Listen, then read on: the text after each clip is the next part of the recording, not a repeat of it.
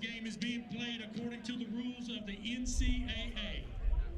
These rules provide for fair competition among players. Spectators can help promote good sportsmanship also by observing the rules of fair play. We expect our fans to cooperate and display good sportsmanship toward the participants, coaches, support staff members, and game officials. Please do your part to make life better for athletics. Be safe and healthy and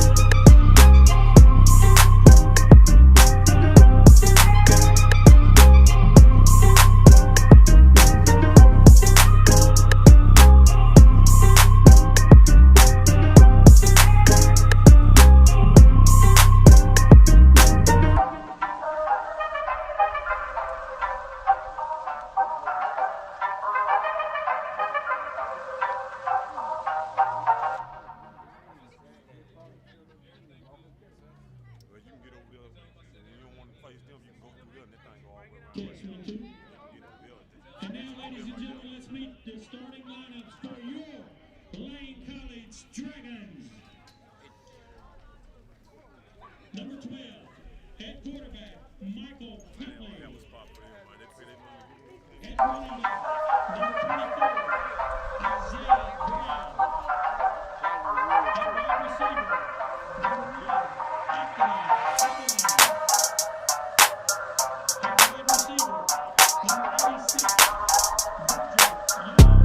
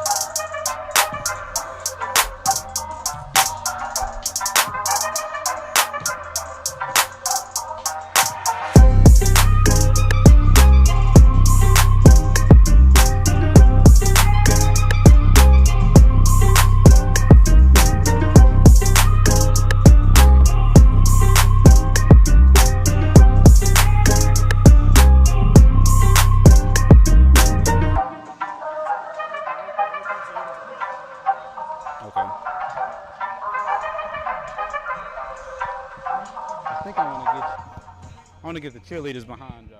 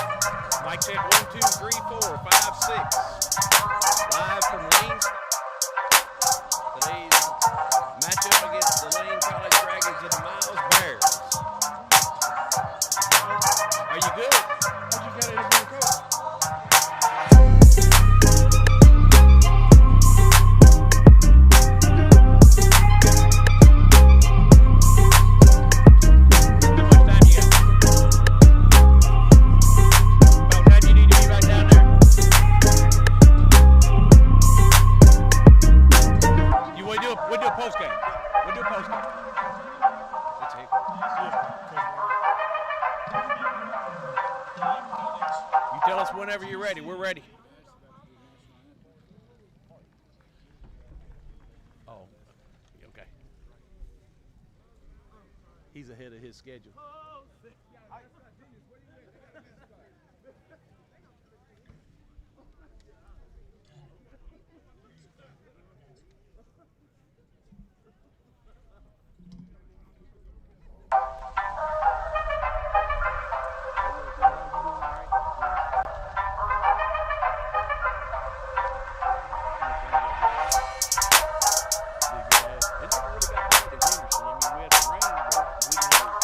I didn't hear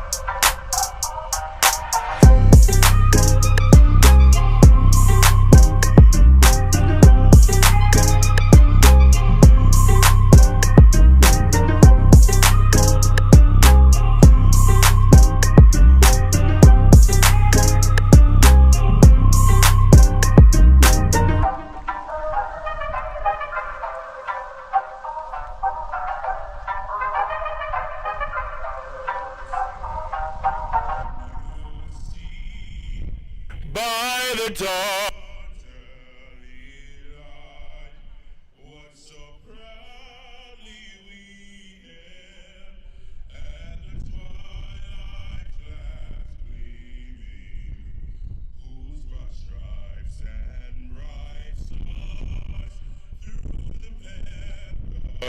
Let's fight for the ramparts we watch were so gallantly,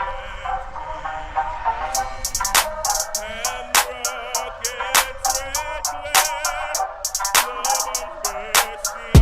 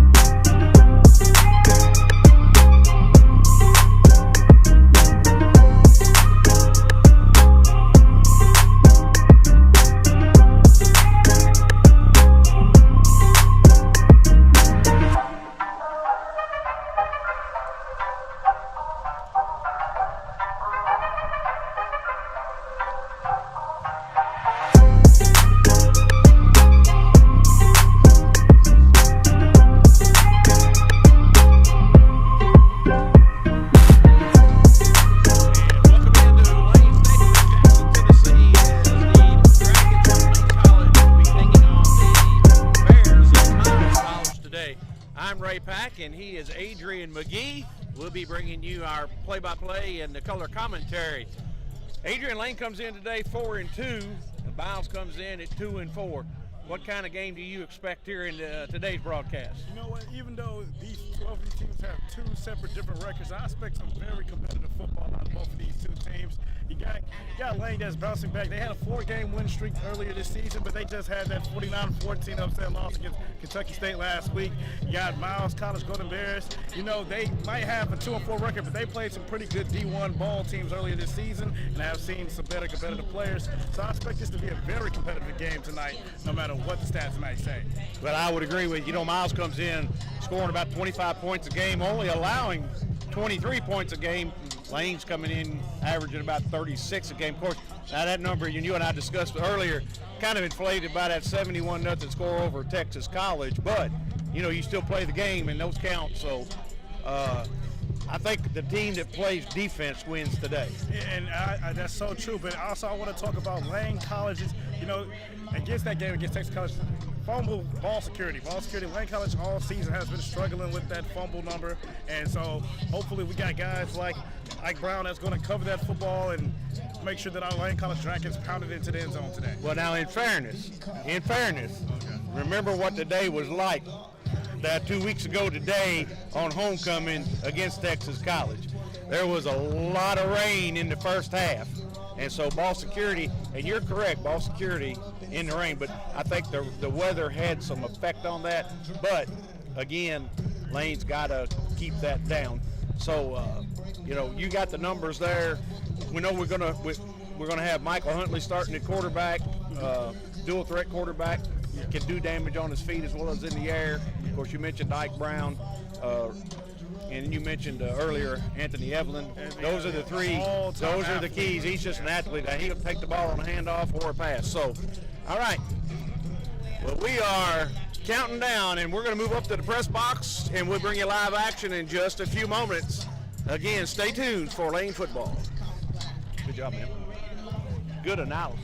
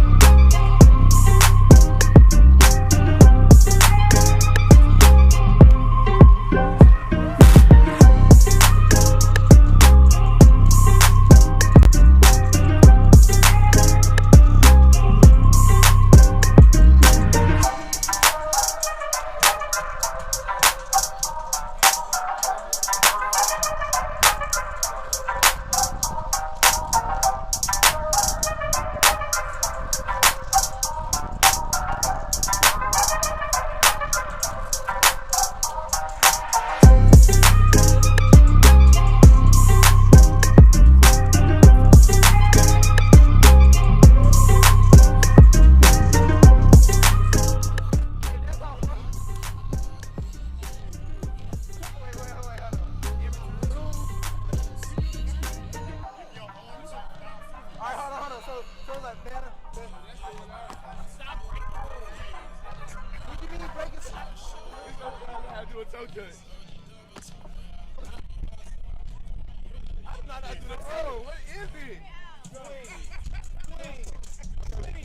Swing. Okay, hold on. Here we go. Hold on, I gotta get this shit. Heaven.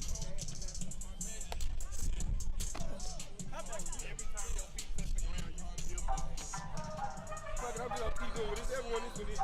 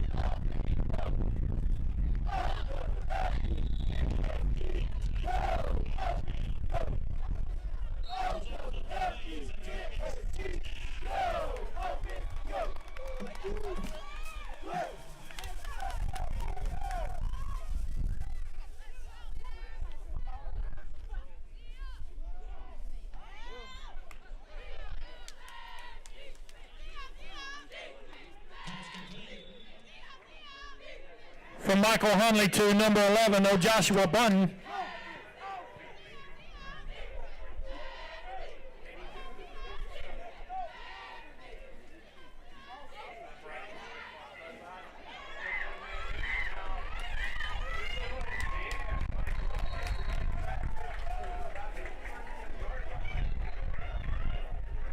Carried by number 24, Ike Brown.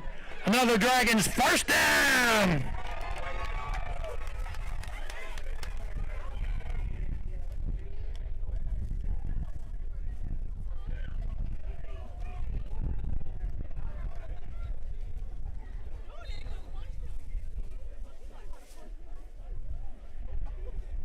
Carried by number 24, Ike Brown. On the tackle for the Golden Bears, number 48, Kaiden Warner. Brings up second down.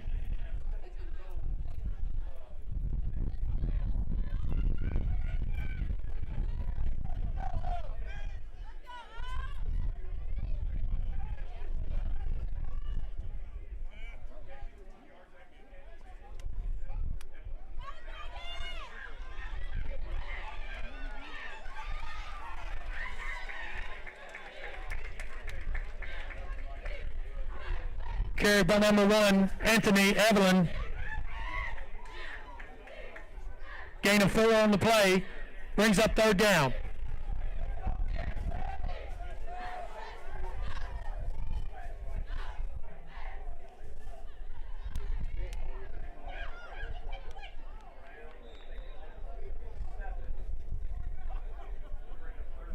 Carried by number 24, Isaiah Brown.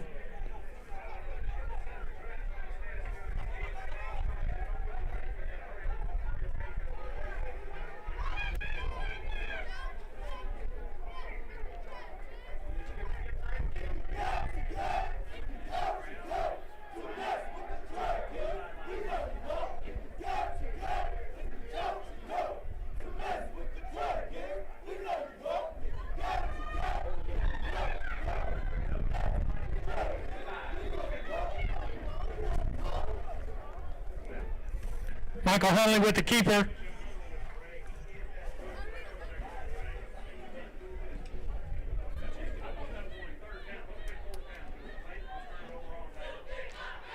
Ball is placed at the 6-yard line.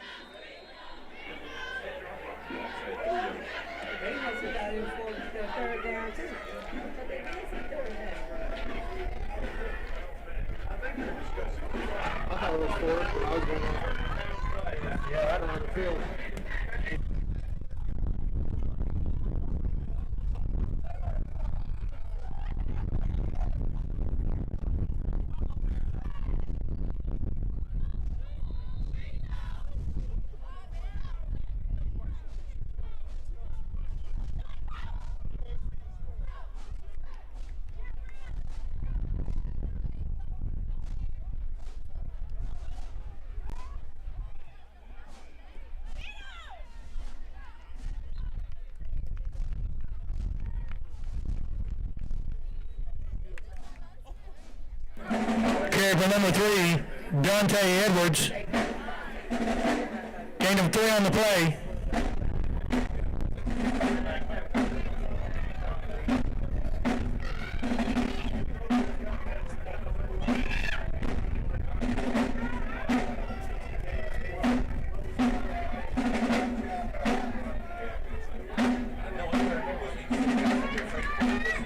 Carried by number 3, Dante Edwards, in on the tackle for the Dragons, number 44. Andrew Farmer brings up third down.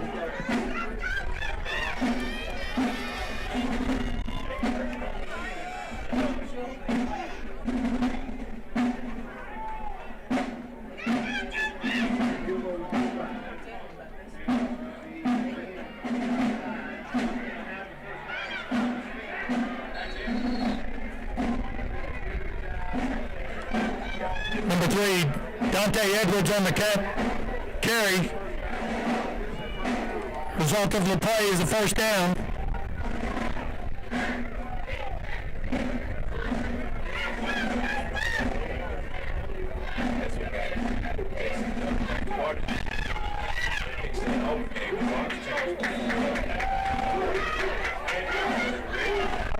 number 3, Dante Edwards.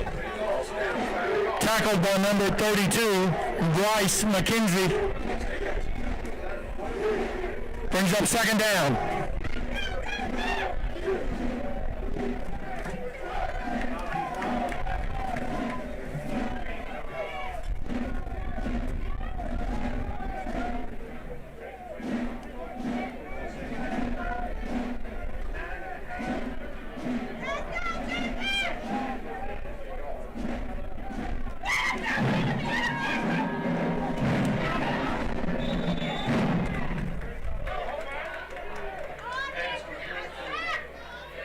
Pass is complete to number 17, Andrews. On the tackle for the Dragons, number 30, Walton Thompson.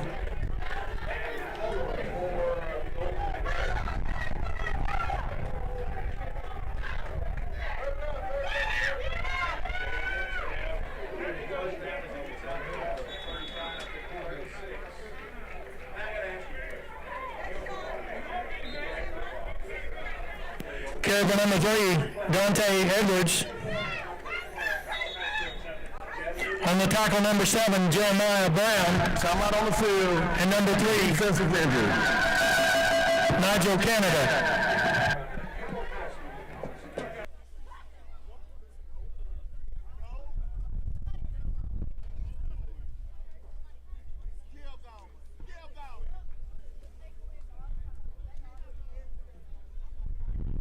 Ladies and gentlemen, keep up with your Dragons sports team by visiting GoLCDragons.com. Schedules, game scores, statistics, rosters, game stories, and more, all at GoLCDragons.com. You can also follow us on Facebook, Twitter, and Instagram at GoLCDragons.com.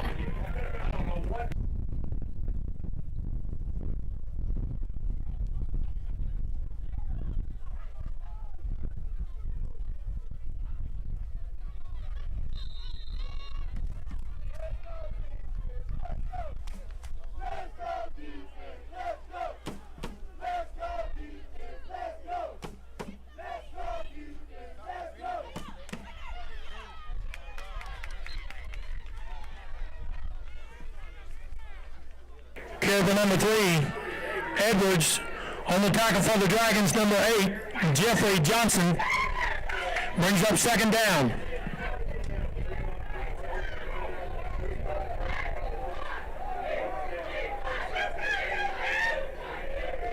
What's up, dude? Came as a fan. How's it going?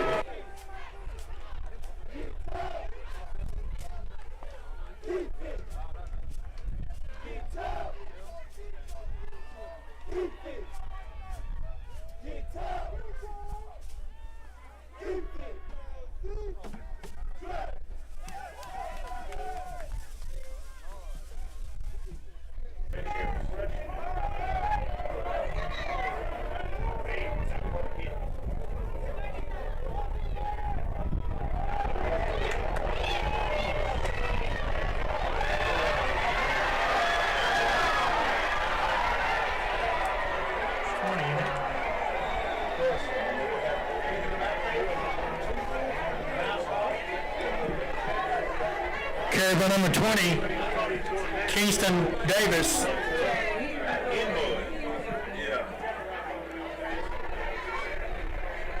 Result of the play is Miles College touchdown.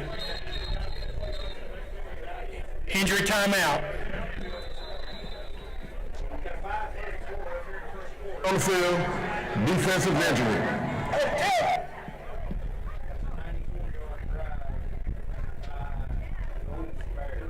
Fans, for your safety and the safety of the players, there are no spectators permitted on the track area surrounding the field or on the sidelines. Thank you for your cooperation.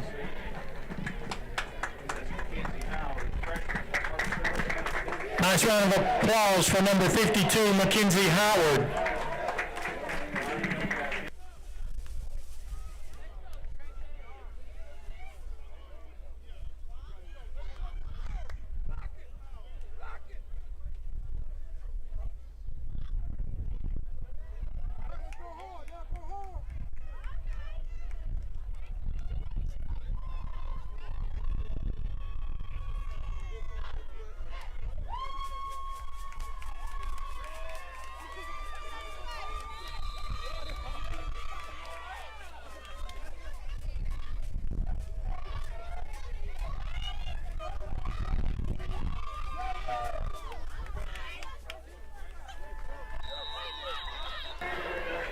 kick by number 43, Jackson Spalding, is good.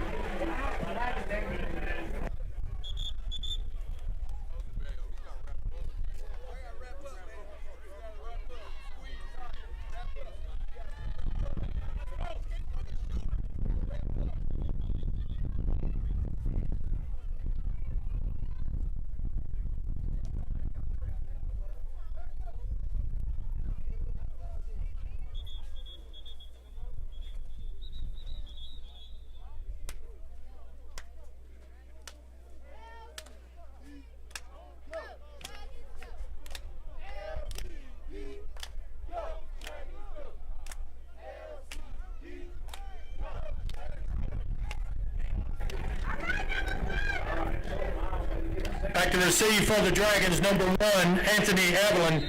Number 11, Joshua Bunton.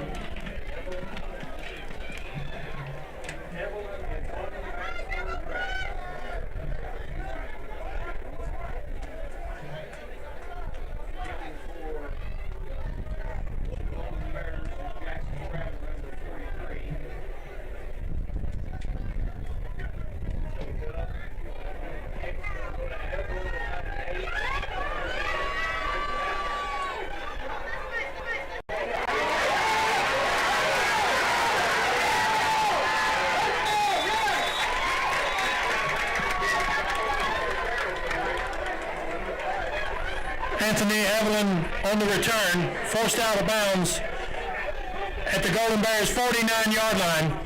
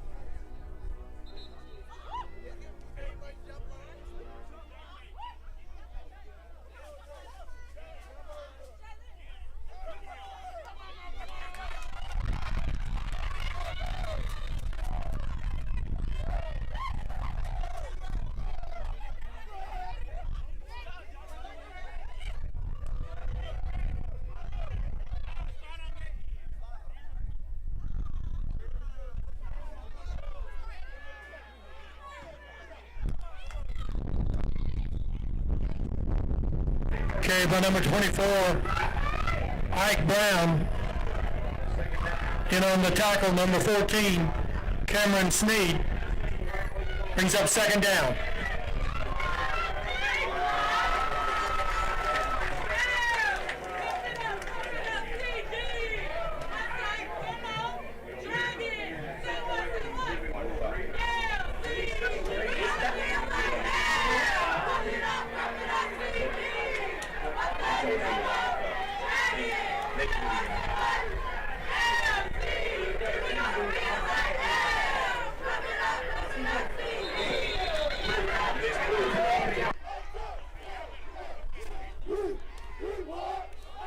Carried by number 24, Ike Brown.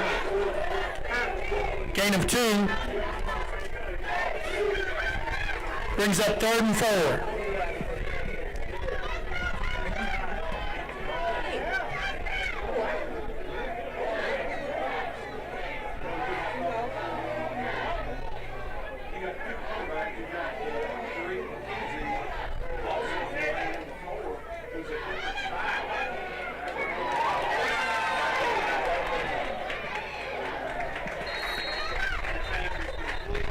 Pass is complete to number 88, D'Lo Richardson. Penalty on the play.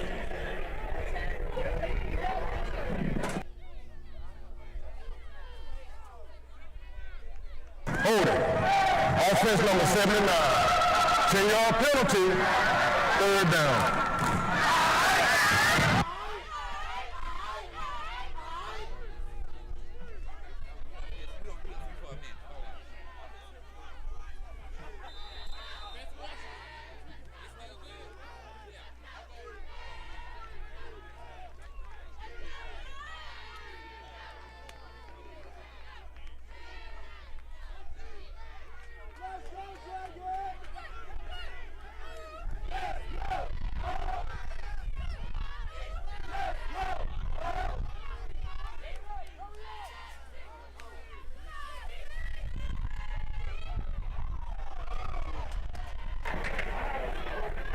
Pass is incomplete, intended for number 1, Anthony Evelyn. Brings up 4th and long.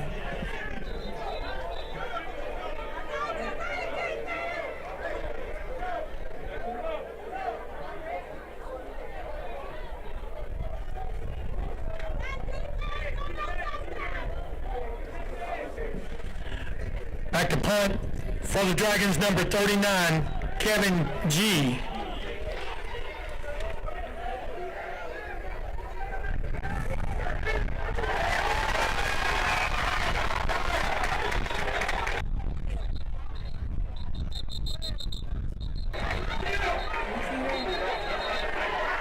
Penalty on the play.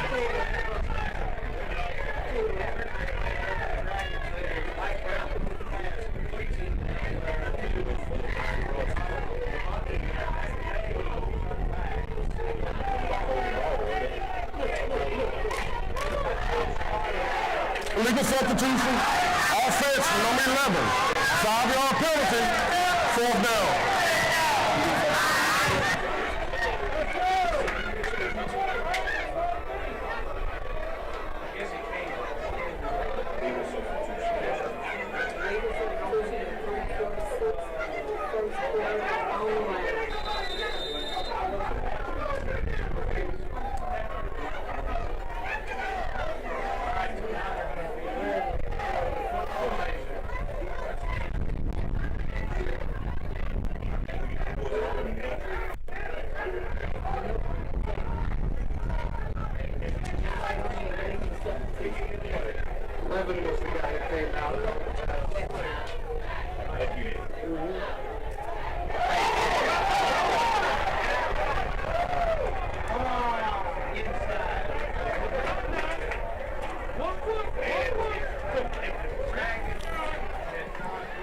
Punt is down at the 1-yard line.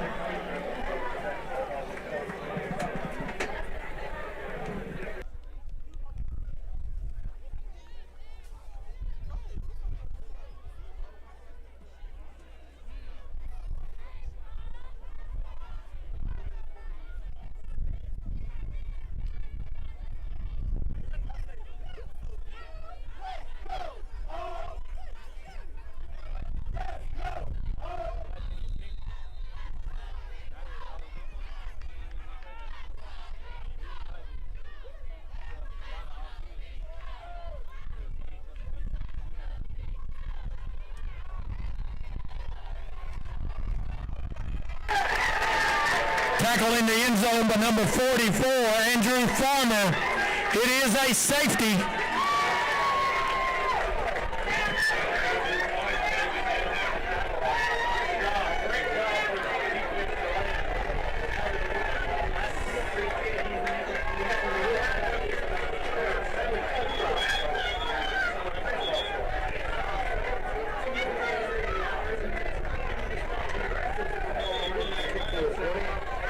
I think so. Yeah.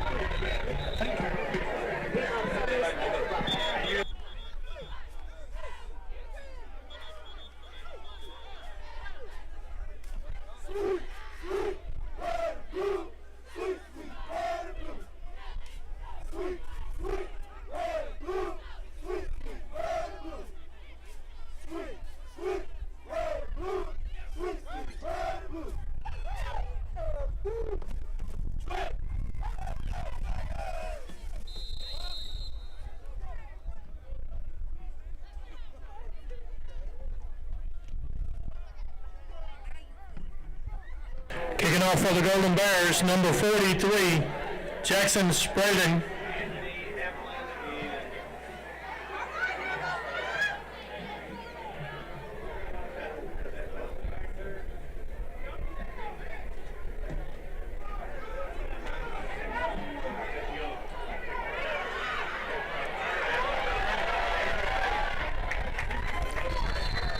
Number 1, Anthony Evelyn on the return. Ball was spotted at midfield.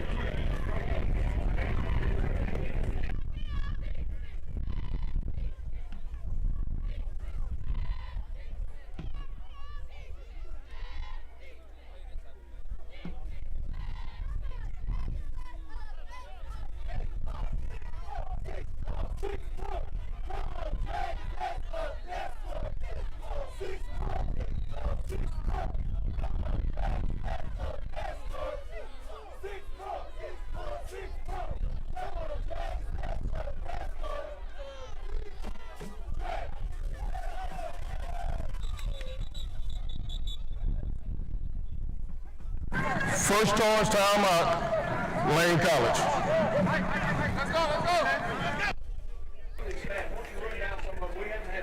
Fans, as a reminder, public restrooms here at Lane Field are located near the concession stand under the home bleachers of the stadium.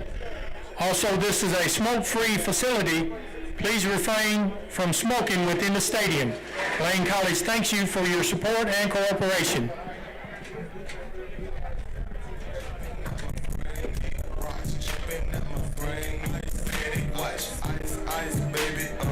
I got a whole lot. You using nobody. You ain't got nobody. See they know about it. D know about me. Step up on the scene, diamond blindy, green checkerboard, Louis V. I'm so fresh.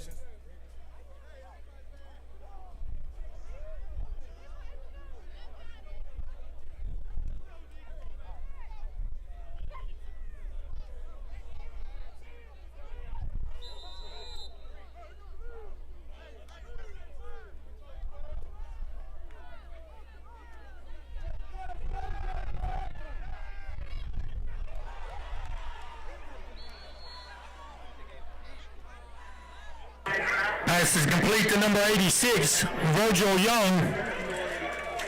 Result of the play is the Dragons' first down.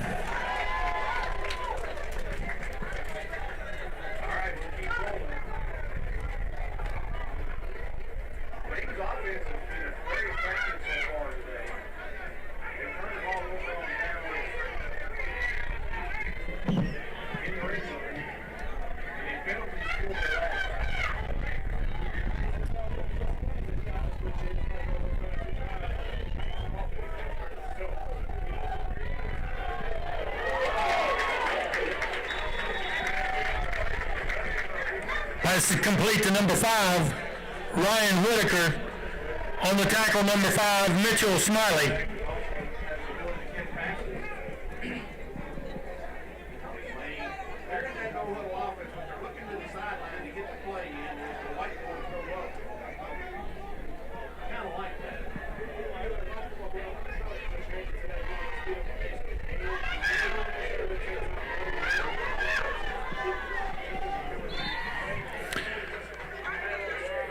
Pass is complete to number 24, Ike Brown.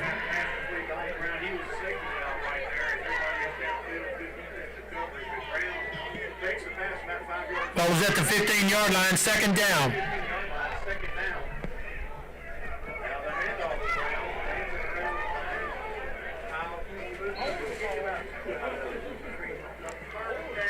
Carried by number 24, Ike Brown, gain of 2. Brings up second down.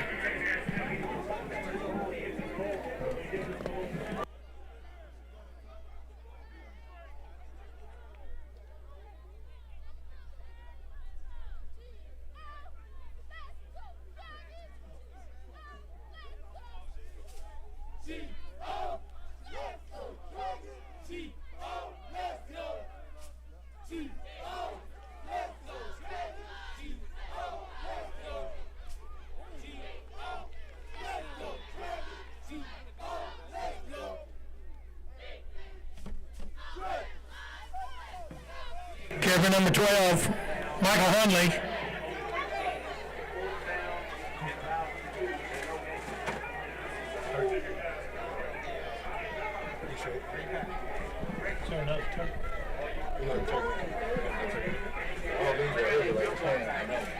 That's right back, right? You have Davion Turner, 6'3", 6'4". Thank you. Appreciate it. You got inside your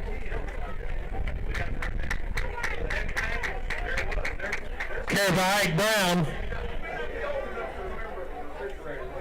Result of the play of Dragons, first down.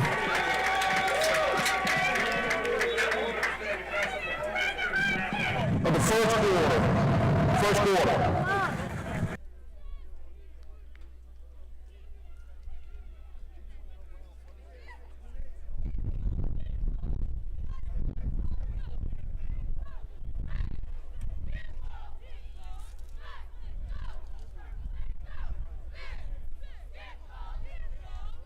Been a long time coming, a lot of Ladies and gentlemen, the men and women's basketball teams are hosting a tip-off event tonight at 7 p.m. at J.F. Lane Gymnasium. There will be live music, a dunk contest, and much more. Please come out tonight and meet the teams, 7 p.m. at J.F. Lane Gymnasium.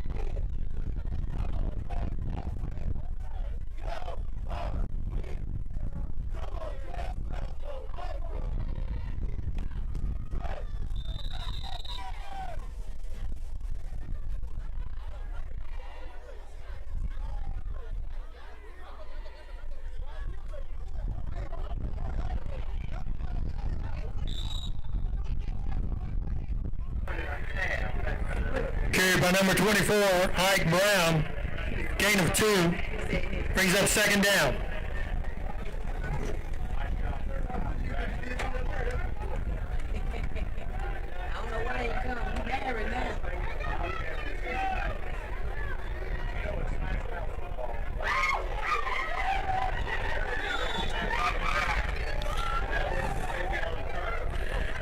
Carried by number 55, Tavion Turner.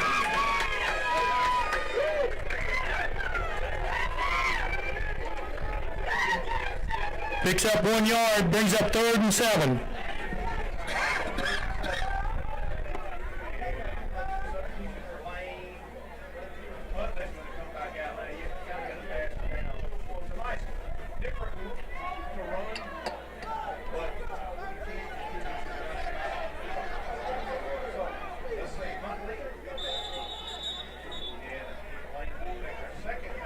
Second charge timeout, Lane College.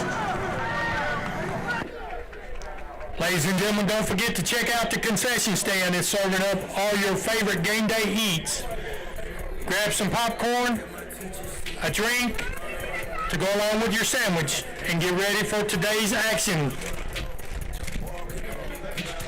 In my teacher's seat, this they thought I wasn't gonna be. Girl, look at Boogie, G-thuggin' on that G.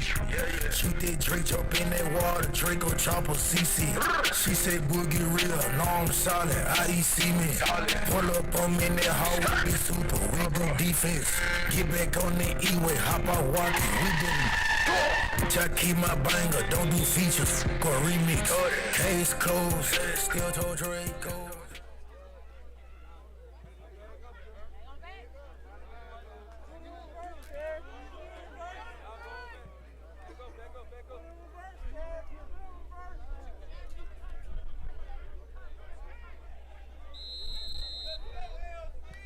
Is going to go under center this time. Got a packed formation on the near side. Evelyn comes in motion. Huntley rolling. There it is. One man to beat. He falls forward. He's going to come up just a hair short. But I tell you what, I like that out of Bunton right there. Now I think he's down now. He's getting up now. Come out on the field. Offensive victory. Result of the play was short of the goal line, 4th down. We do got to drag it down, but that was O.J. Bunton, yeah.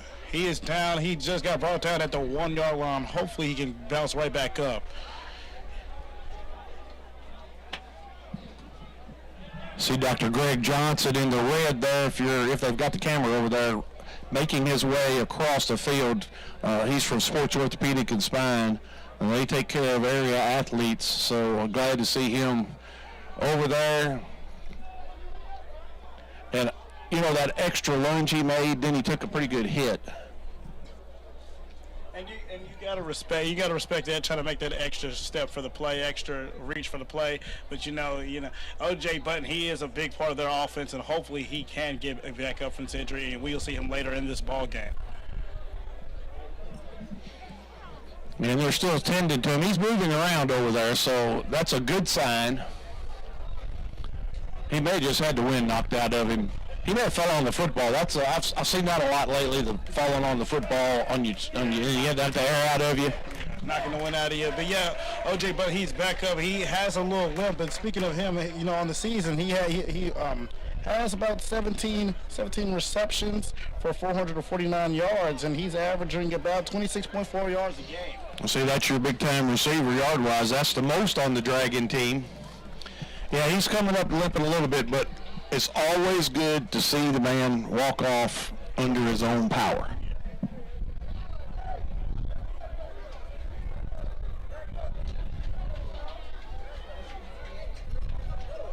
Nice hand for number 11, Joshua Button. All right, so it's 4th down and goal. They've gone back to the heavy package.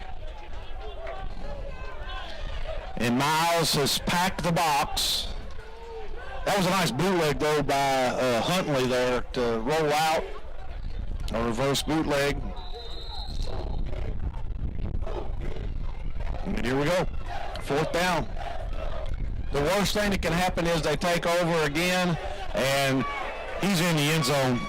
Folks, he's in the end zone as the officials come in from both sides.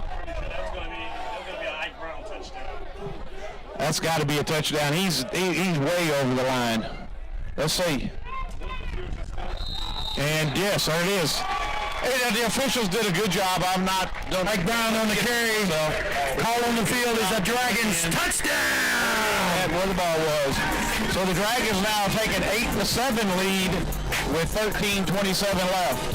Here comes their kicker from Smyrna, Tennessee, number 13. If I'm not correct, if I'm not wrong, his name is Noah Charles. And the band has finally showed up. Hey, they showed up at the right time. You need to play your fight song when you score that first touchdown of the game. All right, so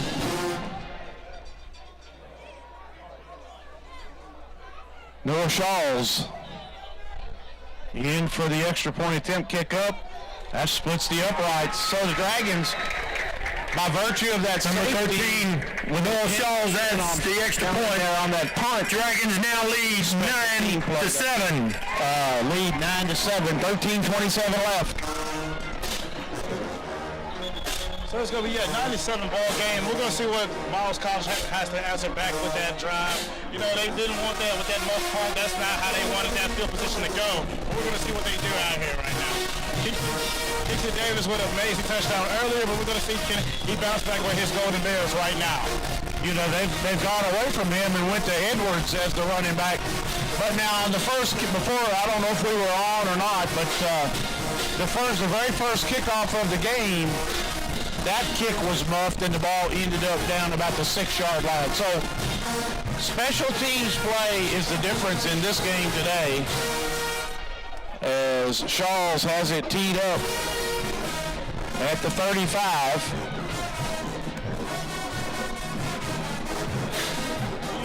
Special teams is one aspect of the game that, you know, I can say me as being a former college football player, that, you know, a lot of our guys, we don't care to be on the kickoff. Everybody wants to make that starting 11 on the offense and defense. But, you know, you gotta have 11 house out of the play special teams. And we can see that is the difference, like you said, Ray, in this ball game right now. What can you do without offense and defense when it comes to just fundamentals of, you know, getting the ball and getting possession of the ball and making a play on it? Now they're going to say that kick went out of bounds, but it sure looked like to me the Golden Bear back man. He sure looked like he grabbed it and stepped out of bounds, but that's not what the side judge called right there. So it's going to be 1st and 10 at the 35 for the Golden Bears.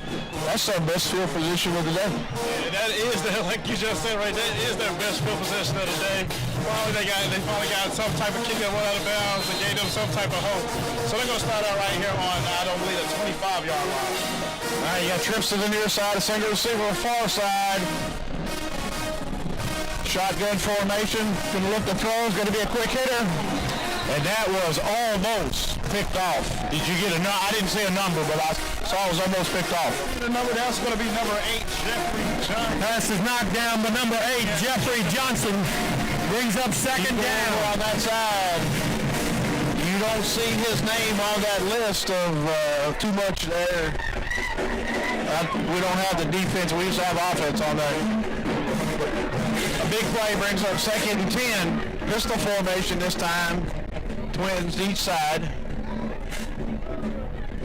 Handoff, Edwards. And he's going to be taken down after about a 1-yard gain. So great defense by the Dragons again. I want to say they're going to credit number 47, Montreal, and hit Stick Jones, as they called him, with that. He had it crashed in there pretty early into the play. Tay Edwards on the tackle for the Dragons, number 32, Bryce McKenzie. Brings up 3rd and 8. And try to find that defensive stats. I know I printed it off. Here, I'll let you call play. Keep on. They're going to make that incomplete pass. Almost thought that was a fumble right there. Pass is incomplete. Number 8, Jeffrey Johnson on the breakup. Brings up 4th down. Another great 3 and out by the Wayne College defense as the Golden Bears punt team marched back onto the field. And for the second play in a row, it was Jeffrey Brown. And here's your defensive stats. Comes in with 22 tackles, 1 interception. He's doubled his breakup total so far today. He had 2 coming in and 2 so far today. That's a nice job. We'll get halftime stats, so go out and get those, and we'll have those and we'll review them.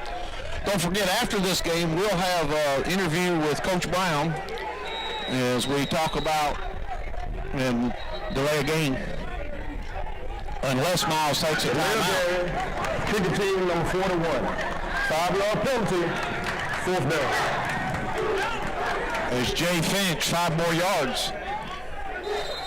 Another 5-yard penalty.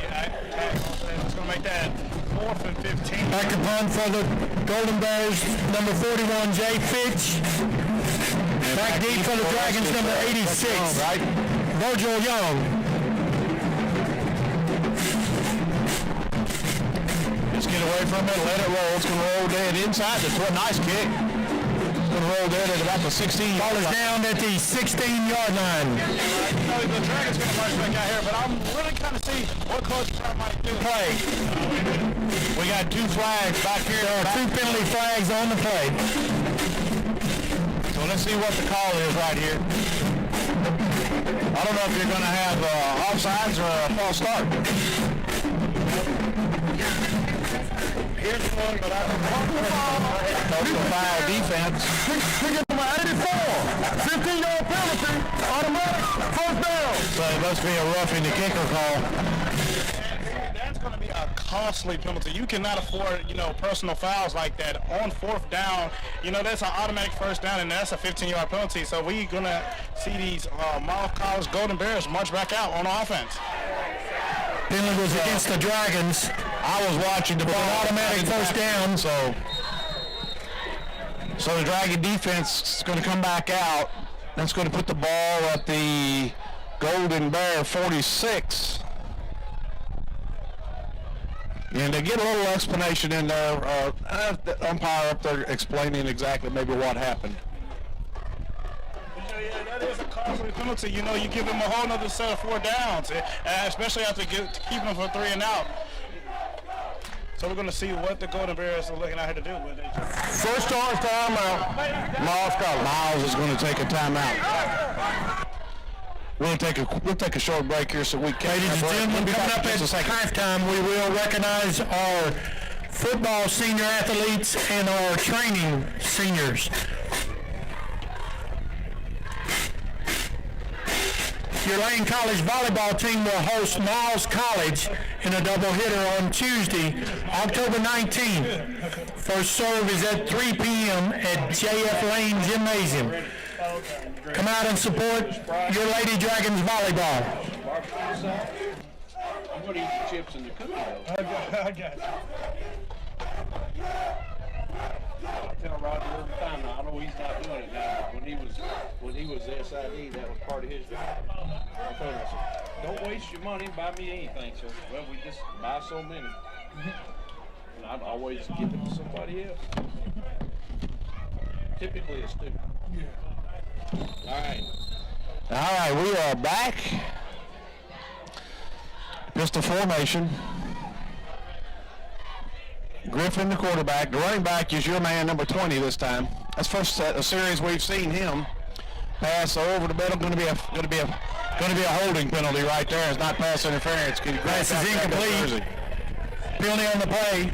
We're going to see if the referees do make the right call. They're going to make this a holding, or they're going to make this a pass interference, depending on how if he did stop the progression of the ball for the receiver. Defense, number 30. Typically what that is a guy he gets one step on him and he reaches back and grabs and doesn't always get called. But I think the Dragons understand that is a true call. And it's better to be a hold than pass interference, because pass interference puts it at the spot instead of 10-yard penalties. Yeah, that's what from football fan to football fan here, right? Pass interference has definitely changed over the years. It's kind of hard to know what is pass interference and what do we call defensive holding by our DBs nowadays. And there's the handoff right up the middle by Kingston Davis. And he's going to gain about 2, be second down and 8. But I agree with you. But you do realize number 20, Kingston Davis, player and a defensive player. Gain of 2. Pass interference could be called either offensive or defensive on every play. But nowadays it's a little biased. It's like, with the rules and how the game is changing, does the defensive player even have, any recollection to the ball nowadays? Yeah. And that's going to be good hit out there. Going to be taken down after about a 6-yard gain. He's going to bring up third down and 2. Again, that's Davis out there. Pass is complete to the far side. I'm sorry. Number 35, DeAndre Harvey. Completed to number 35, DeAndre Harvey. You and I are talking to brings up third down. Watching the game as much as I should. That was number 27, Flakewood Tucker on that tackle, sophomore from Centerville, New Jersey. All right, third down and 2. Big play for the Dragon defense. 2 penalties have aided the Golden Bears, a 15-yarder and a 10-yarder. So Griffin calls for the ball. And either going to be a delay of game or a timeout. Penalty on the play. Delay of game. So that's a big penalty on Miles. Third down. Back when you was on 3rd and 1, and it's costly penalty. Makes it 3rd and 7. Both of these teams here early here in the first half. So that's going to make it 3rd and 7. But here's my point. You've got to have a coach on the sideline. That's his job, is to watch the play clock. And if it gets down, they've got 2 timeouts left. We got 10:30. Oh man, this quarter's going slow. 10:55 left. So now you're pushing them almost into a passing play. No, it's going to be a quarterback keeper. He strings it out, cuts back, and he's taken down there at the 40-yard line after a gain of a yard. And his number 18, his helmet comes off, so he's going to have to go out for a play due to carried by number 18, Octavius Griffin. That's your quarterback, Griffin. In on the tackle. Now they're going to bring in number 3, Nigel Canada. Claude Newell, number 4. He was the number 1 quarterback on the depth chart. Griffin wasn't even on the depth chart. And and that what surprised me about both of these teams. Both of the guys who was listed as number 1 on the depth chart at QB1 are not QB1 in this game. You got Huntley that started for the Dragons, and you had number 18 for the Golden Bears who started for them tonight. And there's going to be miscommunication with the Golden Bears on that pass. The receiver didn't even look back for the ball, had no clue that it was coming. I think that was supposed to be a kind of a stop and pass is incomplete. And he's supposed to turn. Intended for number 87, and the ball Orlando Doss in the back between the numbers. Dragon take over. Your starting quarterback, that just came out for that one play because his helmet came off, and of course it's going to be miscommunication when he was expecting that guy to throw that ball right then and there. said that a while. I guess that was a fourth down play because the Dragons are coming out on offense. 1st and 10. Yeah, I didn't say the rest of it. I get it in there. But that's okay. It's a big stop for the Dragon defense as Huntley's still out on the field. I expect we'll see Tariq later on at some point today. You got Huntley dropping back, looking. I got you. Out of bounds. I hear you. All right, he had rolled out of the pocket, got it past the original line of scrimmage. Pass is incomplete. Brings up 2nd down. Two receivers, so just no good coverage right there by the Golden Bears. You know, interesting fact about this game here too, Ray, is the last time these two met up was in 2019 because due to the SEAC, they canceled their 2020 season. Haven't seen each other in about 2 years, and you know, program history when these two meet up, Lane College is 1-8 against the Golden Bears, and that one win was a 1-point win. So you always expect close football when you see these two on the field. And you had a triple stack, and now there's Evelyn. There he goes. He's down the sideline. He's at the 10, the 5. Touchdown, Dragon. Pass is complete to number 1, Anthony Evelyn. With 9:56 left, you don't see any yellow stuff out No there. penalties on the play. Yet. Result of the play is a Dragons touchdown. 15-7, nice play by Anthony Evelyn taking that pass. And that was just a little post pattern coming in. Not a flag. Flag comes in. I get my mind messed up. But it was a nice look. And that was a nice pass, and you know, I hate to brag on him so much, but it's so true. Anthony Evelyn, he is the athlete guy for this team. Like we mentioned earlier, he has a stat in every offensive stat that you can have in college football. Anthony Evelyn, number 1, he gets the ball. It was a simple pass, but he's going to be that star athlete he is, and he's going to take that to the end zone. And a low snap and unable to get it placed right. Shaw's extra point comes up no good. The point after try was no good. He's going to lead 15-7 with 9:56. Lead 15. Yeah, you remember last season, the whole season for D2. Ladies and gentlemen, once again, we where if you were a D1 invite school, you to JF Lane Gymnasium for tonight's that's why basketball Lane has 2 home madness. games this year is because they had home and home Cost is contracts with free. these schools. There will be a local draft artist Willie Brown, So known as Big we Willie had 2 Lee. games. Today is the Come last out day and today. support the Senior men and day. women's basketball season kickoff at JF Lane Gymnasium at 7 p.m. tonight. They only had 2 home games here on the whole 10-game season, and that last home game they did play, what was homecoming against Texas College? It was a 71-0, just straight offensive assault here at Lane Field. And you know, these guys, they play with a passion here on their home field.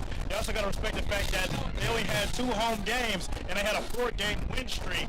With 3 of those games being away at other people's house. So the Dragons know how to play in tough environments. They know how to play together as a team, and we're seeing that right now as they are leading 15-7. And there's the kick. It's going to be taken by the up back at the 25. And that is number 20, Kingston Davis. And he takes it out. It's going to take it out. Let's say going to go into Lane territory down to the 48-yard line. So a short kick leads to good field position for the Golden Bears. Now let's see what the Golden Bear offense can do to answer that Lane touchdown. But I'm more interested in what the Lane defense will do to get a stop. Yeah, and like you said, I'm interested in what they said. Lane defense came out here, and you know they held them to 3 and out on these last 2 possessions, but making costly penalty mistakes. Touchdown. First play from scrimmage. Defender number 30 gets beat. That's Walton Thompson, a freshman, and taking it into the end zone. Number 6, Chris Brown. So completed pass from Griffin to Brown, 48 yards. That's not what you wanted if you're the Lane defense. And not at all. And you know, Coach Brown, he wants to calm his guys down. You know, they just took the lead. You know, a lot of emotion flared up. Yeah, we got this, but hey, guys, we haven't won a football game yet. You're in the second quarter. You still have 9 minutes left. You got to get back and play defense after you score. And so the extra point attempt to try to draw within 1. Dragons will still have the lead. Low snap, kick up, kick. Across the street, bounces off the roof of the car onto the bus. And it's good. So we're at 15 Lane, 14 Golden Bears, which is, that's what you expect. This is SCIAC football. Yep, and you know what? And like I said earlier, and kind of funny thing is the last time these two guys met, 15-14 was the final score, of that win for Lane College. And so, we're going to see what they're going to do. 15-14, and there's only 9 minutes left in the second quarter. We're going to see what the Dragons can do to bounce back from that one-play touchdown on offense. Yeah, this time you got Anthony Evelyn back, as well as Virgil Young Jr.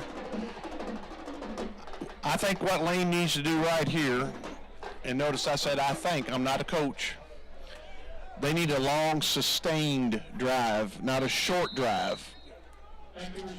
Yeah, I would like to see them. Those first 2 drives of that hurry-up offense. We want to. Time management is a big thing. A game of football, time of possession. That's why it's a counted stat. You want to make that defense just get pounded, get tired, and then finally just get that one big play that's going to secure your score, and then make the offense get back out there and try and get their offense back on the field, make their defense get back out there. Going to be picked up by Young at the 11 across the 20-25. And he's going to be brought down at the 27-yard line where the Dragons will have it first and 10. 9:33 left here in the second quarter. This quarter seems like it's the quarter that's gone on forever. And yeah, I probably it's the quarter that's going on forever, but we're seeing a lot of more air attack. The Dragons did pretty good in the air. Even again last week in that 49-14 loss against Kentucky State, they found some of their hope, in the air in that game. So we're going to see what they do on this drive right here. All right, you got twins to each way. Brown in the backfield behind Huntley. You got Evelyn in the slot near side. You got Whitaker on the far side in the slot. Cross back. Oh, nice, bobbled it. And he's going to come up short. Ball comes out. I think they're going to say he's down. Let's see what they say. And they're waving the second down. So fortunately, that pass was recovered. Yeah, you had a typical middle screen pass right there. You had 15 coming in, and he was bobbling the ball when he caught it. But going back to one of my key points I said about this game, ball security is going to mean everything for both of these teams. And plays like that, you got a guy bobbling the ball, you got to get that out. You got to get your fundamentals straight. You got to hold on to the ball. You're going to get hit anyway, so you might as well take the hit. Yeah, it was Micah Grisby with the catch. So Huntley calls for the ball, looking to pass again. Nope, he's going to tuck it. He's going to run. He's going to get out to the 30. He's going to get about a 2-yard gain, so it's going to bring up 3rd down and 8 for the Dragons. And yeah, the pocket broke down pretty fast on that one. The Bears, they sent some guys on the edge, against those big tackles. But, Huntley, he is that dual threat. He can move out of the pocket very well. He makes the best of what he can make in that situation. Yeah, you're exactly right. He saw that nothing was there. Again, the Golden Bears defense with good coverage, not giving much distance, and they're there's only a 5-foot cushion there backing off the receivers, so that's causing some difficulties. As Huntley looking, crossing route, Young, and he's going to be taken down short of the first down at the 32-yard line, so it's going to go up 4th down, and Lane's going to be forced to punt. And that's one of the first times today that the Dragons really could have gotten up and going on offense right there. And so, the Bears stepping up on defense. We're going to see what they're going to do on this 4th down as the punt team comes out. Yeah, that time, you hope he can catch it and break down the field.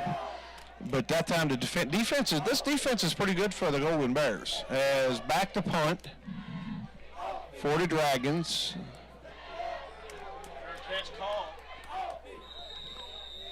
And that's number 21 with the fair catch. That's Badarius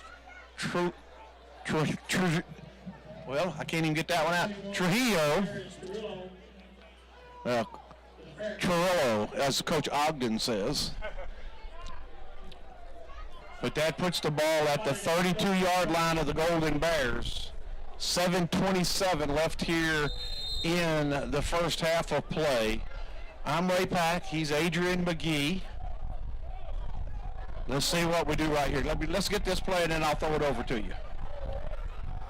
Griffin calls for the ball. Look at that. Just bounces off the defense. And that is Edwards, Dante Edwards, for about a yard, maybe. All right, go ahead. Yeah, and this Dragons defense, I see they just need to get back to how they were playing in the first quarter, when they first came out, getting the Golden Bears off the field. You can see, those two plays that the Bears have scored on. One was, a broken play by Kingston Davis. He ran down the field. And then it was a one play, maybe some miscommunication from the secondary of the Dragons. I would tell the Dragons, calm down, not be so scared. Stick with your game plan. Do what you did earlier, and you're going to be quite all right. All right, we got a pistol formation. Griffin takes it, looking to throw. Has his man. He's going to catch it at about the 37, but at third down, as that's complete to number 89, Rashad Nelson. Ball spotted right at the 37, so that's going to bring up third down and 5.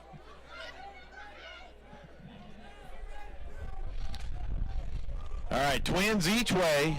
Edwards in the backfield with Griffin. Lane defense setting. Looking to throw.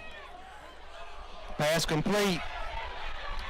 And down the sidelines, that pass complete from Griffin to, again, Chris Brown. It's good enough for a first down. Chris Brown, he was the one that did have that touchdown, that received a touchdown earlier. He just dumps off. He got in a little trouble, dumps it off to Chris Brown, his reliable receiver, and Chris Brown makes a play with the ball. All right, so at the 43-yard line of the Dragons, the Golden Bears have it first and 10. Pistol formation. Hand off to Edwards, straight up the middle, inside the 40. And he hits a wall at about the 39-yard line. That'll be a gain of 5. It'll be second down and 5 for the Golden Bears. Golden Bears offense is trying a different approach. You see, they keep on, they're very versatile with their play calling right now. You air it out, you keep on, you run it, you keep the defense guessing right now, and the Dragons got to find an answer for the ball movement that the Golden Bears are possessing right now. And the handoff to Edwards again to the outside, still on his feet. And he's going to break off a long one man to beat, and he's taken out of bounds. I believe he's going to be taken out of bounds somewhere around the 5-yard line. So nice run by Dante Edwards there. As the Golden Bears are finding something, and so we know, you know as well as I do, you go in at halftime, you make your adjustments. The team that makes the best adjustments in a close game is going to win a football game. Yeah. And the Dragons do get the ball back after the half, and Dante Edwards, he's falling in right now, and that's going to be a Golden Bears touchdown. So the Golden Bears are going to come back now and take a 20-15 lead over the Dragons. We've got 4.5 minutes left here in the first half. So going to go for one right here. Thought they might go for 2.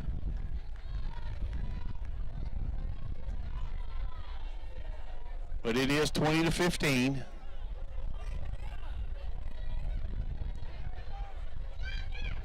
Spradlin with the kick. It's up. It's good. It almost got the moving car over on College Street over there. It's always interesting when you're playing here at Lane Stadium. You got a public street on one end, and then stuff. So they're going to do senior ceremonies at halftime. Okay? Because it is senior day here at Lane. So the Dragons now down 21-15. They got 4.5 minutes. They need to put a drive together here, and then they do get the ball out of the half. So momentum is big on this series. I totally agree with what you said right there, Ray. And momentum is, even if you only get 3, on this drive right here, you get the ball back at a half. You can go talk in the locker room about it. You come back with some fresh legs. You know, the Dragons are no need to panic right now in this situation. You're only down by 7.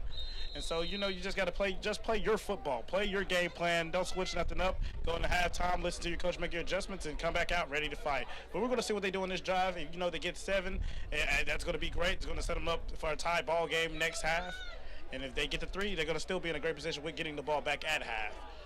You so sound like you've heard a few of these speeches. Points builds momentum, and that one bounces into the end zone. So Lane's going to have it at their own 25. You know, you make a great point. Everyone wants to score 7, but any score right here is that little momentum. Field goal gives you some momentum, a touchdown gives you more. I would agree with that, but you definitely need points. They've scored on their last 2 drives on the big touchdown reception by Brown down the sidelines, and then that time Edwards with the big carry to take it to the 5. And that was the key. And, you know, like a good coach told me back in high school, you know, historic coach John Starr, any point on the board is a good point on the board in football, in any sport. You know, so if you can put points on the board in any given opportunity, points are just not something that comes and goes in college football. You have to earn them. So if you can get points on the board, you're going to take your points. You're going to take them by any means necessary. Safety comes up, showed a safety blitz, but he drops back. Huntley looks, throws, and just really think he was again trying to get it out here to Grigsby, but Grigsby was well defended. Yeah, Huntley, he rolled out. He tried to look. You see Huntley rolls out a lot when he tries to look downfield, especially for those deep passes. Huntley is not that tall of a guy. Maybe I say 6 foot, maybe 5'11", give or take a few. And that's the difference between you do have Tariq McKenzie, who was the head guy for this guy. He was 6'3", looks right over his old line, sees it, and he's a pocket passer, throws it right there. But Huntley, you know, he got to get out. He's a kind of shorter guy. Kind of reminds me of a Russell Wilson, maybe Kyler Murray type of guy. Got to get out of there. You can't necessarily see over his old line, but he's going to make a good play. All right, so he's in a shotgun formation. Evelyn in motion. Huntley's going to keep it straight up the middle. Nice run. He takes it out to the 34-yard line for a gain of 8. It's going to be 3rd down and 2. That was a designed quarterback run. And that's one thing, too. That's versatility. Like I said, I compare to Huntley to, you know, Wilson and Kyler Murray. You know, you do get that dual threat out of Huntley. And I'm going to call the play dead. I think did his knee go down? Because he bounced off, and he's going to lose yardage, so it's going to go up 4th down. Yeah, he loses back to the 31. That brings up, that should be 4th down. Yeah. That is the punt team coming on for the Dragons right now. Yeah, it's 4th down. So the Dragons didn't get exactly what they wanted out of that. As Brown's knee must have went down as he bounced off of that O-line. So that brings us back to Kevin G. back to punt. Spins it around. Nice high kick, fair catch. And the flag's going to be thrown. Yeah, that's a big penalty right there. That's going to be a 15-yard for kick catch interference. And, you know, 21, he did wave his hand in there for the fair catch. So he had no intentions of even grabbing that one and pulling it down. So we'll see what they slap him on that penalty with. The only saving hope is if he was blocked into him, which I didn't see that. Yeah, it's causing mistakes, and like I said, penalties and, you know, ball security is the big thing in this game, and we've seen a lot of laundry on the field so early in this first half from both sides. So kicking interference, number 36, kicking team, 15 yards, automatic, 1st down. All right, there we go. Kick reception interference, 15-yard penalty from the 34. That's going to put the ball at right at midfield for the Golden Bears. So the first quarter, the battle of field position, no doubt Lane winning that battle. Second quarter is just the opposite. And that's the thing. Yeah, the Bears finally they got together. They starting to make smarter plays on special teams. We're getting better field position, which is better helping the offense. We're starting, from the 40 and the 50 on most of these drives. Kingston Davis taking off. He had him a lane, and right now you're in your 2-minute defense. Right now it's about to be halftime. The Dragons gotta stop this assault, or at least try to neutralize this assault. I think you have to hold them to a field goal right here if you are the Dragons. Otherwise, you're going in and your defense's head is down because that's 3 straight possessions. You've given up a touchdown. Again, there's the handoff, and that time he gets 6 down to the 34-yard line. Again, that Kingston Davis, big guy. Yeah, and big guy, like I mentioned before, he is a former Dragon himself, from Montgomery, Alabama, and he's a graduate. One of them maybe the oldest guy on this field right now. But Kingston Davis, he's down here running, and he's got the ball again right here on this drive. But he's going to be tackled by number 47, Montrell Jones. And again, he's going to gain about a yard. That time the defense was right there as he goes out of the game. Edwards has been in the game, but he hasn't been lining up in a slot position. So it's going to be 3rd down and 3. A minute and 50 running clock right here. I'm pretty surprised to see what the Golden Bears are going to do right here. I think they're going to, no, quarterback keeper. And a busted play, I think, for them. And he takes it down to the 23-yard line, and that's good enough for a 1st down. And so, like you said, he's in the 23-yard line, and so they are in field goal range right now. Just going to see what they're going to do with this minute and 28 left here in the second quarter. As the clock should have began to run. There's Kingston Davis again.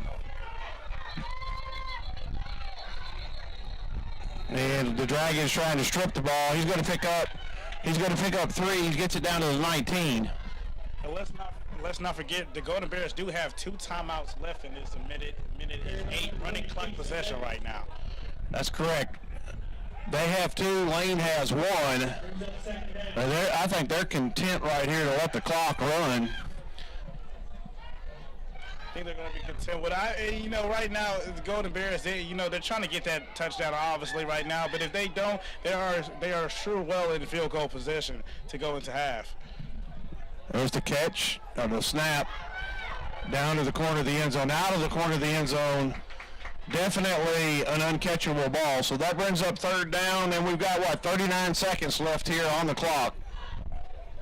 Yeah, like you just said, Ray, that's going to stop the clock. You got 39 seconds. Got enough for about 2 or 3 plays. But usually, like I said earlier, they do have those 2 timeouts. So play calling gets open to anything right now. So if they don't pick up a 1st down here, they're going to my thinking is they let the clock run down, call timeout, and attempt the field goal at the end. And the roll out, there's the handoff to Davis. And he's going to be met right at the line of scrimmage. Great defense that time by the Dragons. Oh. And now you're going to get a 15-yard penalty. That may push them out of field goal range. And like you just said, I like and penalties, and that penalty right there is just a senseless penalty. That looks like it's going to be unsportsmanlike conduct. I saw the other night, the same high school game, I was asking about the holding call before the ball was snapped. Well, Chester County takes the snap, quarterback takes the snap, it's a low snap. He falls on the ball, and an opposing team player just dives on top of him. That's the kind of penalties that you can't have in a game. That right there cannot happen in a game such as this. That was just, and as soon as I saw the defender fall to the ground, I knew the flag was coming.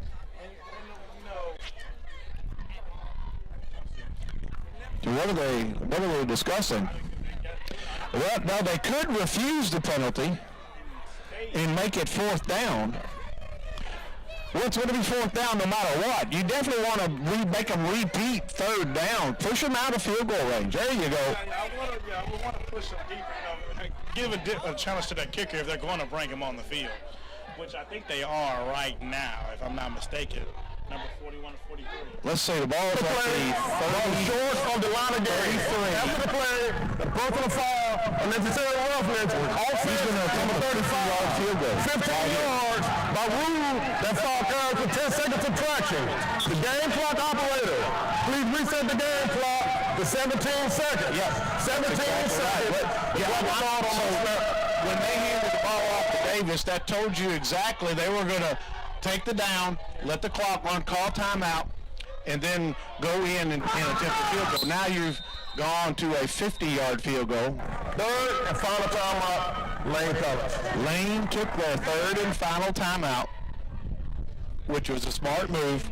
Yeah, you want to kind of, you know what I'm saying, you ice the kicker in the fourth quarter, but you can ice the kicker at any time of the game. Right now, make it a two-possession game if he does get this, it's good. You want to keep that as a one-possession game, especially knowing that you're going to get the ball back at half.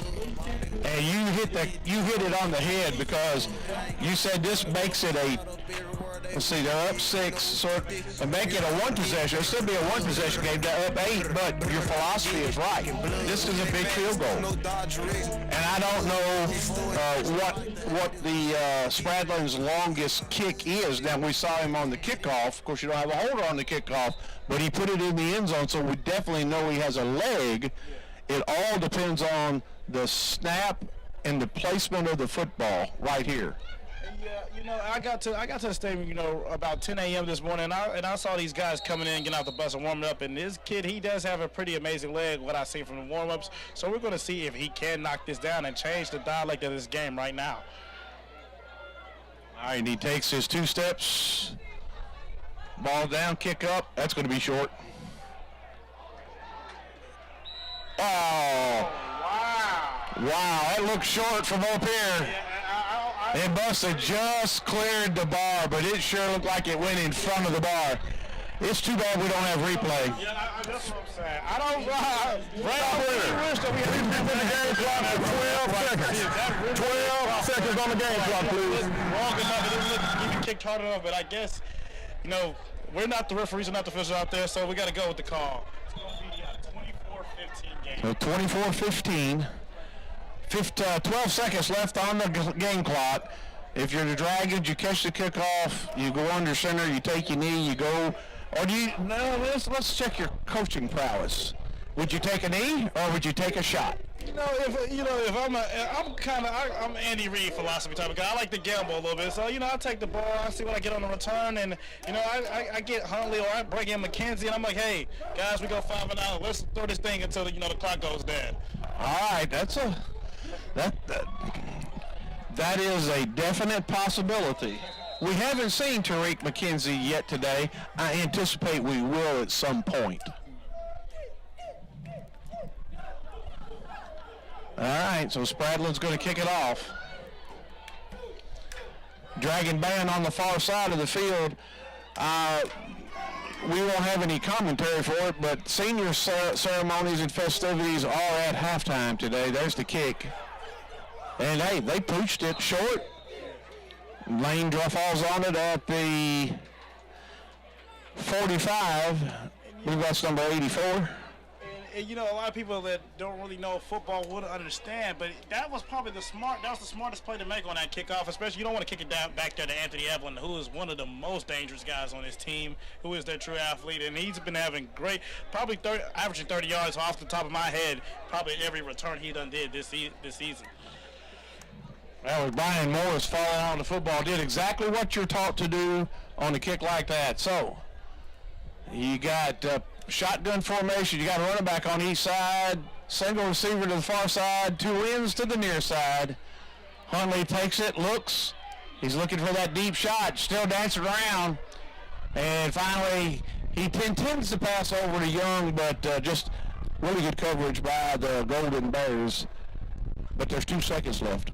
Yeah, it's 2 seconds left on the clock. The Bears already know you're in your prevent, you're in your deep coverage, you're in your deep third. You know that they're going to throw the ball. They're trying to get something on the score before going in and have. This is possibly going to be the last play we see before we go to halftime from the Dragons. Now let's see. He could have had an illegal substitution right there. The Dragons break the huddle with 12. All right, so Huntley looks, dances. There's the ball, fires it all the way downfield, jump ball. Caught by, let's see, who's the catch? No flag. Incomplete pass. Now they're going to call it incomplete. I thought it was complete, but incomplete. So that's going to take us to halftime, 24-15. Golden Bear has been a great half of football. Andre, I'll let you go ahead and summarize this before we get into halftime festivities. I was going to say it's going to be especially the game where you predicted it to be, right? What we talked about, we're going to see some amazing competitive football, and you know the Dragons and the Golden Bears are going at it like how we expect two SEAC teams to do. All right, we'll be back after the half with the second half of action. Stay right here on the Dragon Sports Network. I think I got better. Once you get going, you just gotta remember. The reason you get nervous, you start talking too fast. Student trainers and escort first. But you're doing great.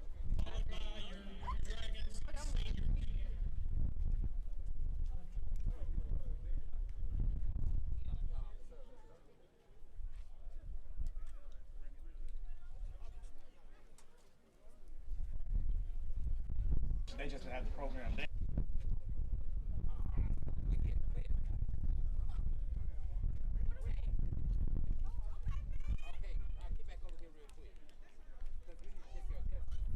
Because I love sports. We can commentate volleyball if you want to. We can commentate volleyball. See, I do Yeah. for Chester County for the high school. I do 50 broadcasts a year for them. Volleyball is just a video. Ladies and gentlemen, at this time we would like to recognize our senior athletic training squad. Our first senior is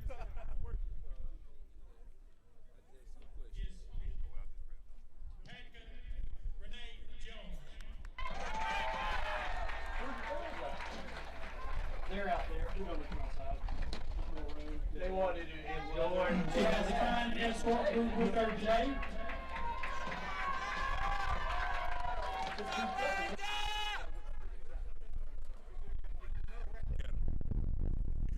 Extra Dr. Pepper. You want to take one of these off mine? Oh, I just cracked this one up. Okay, I got you.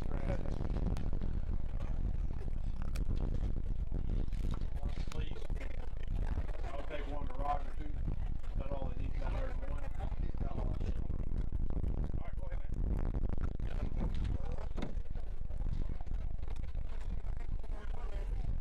Our next senior,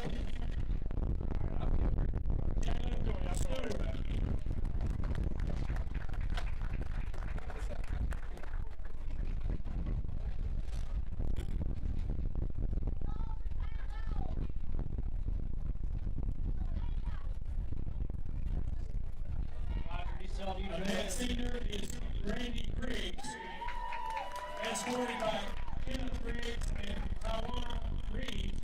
Her major is physical education. Ladies and gentlemen, Randy Griggs.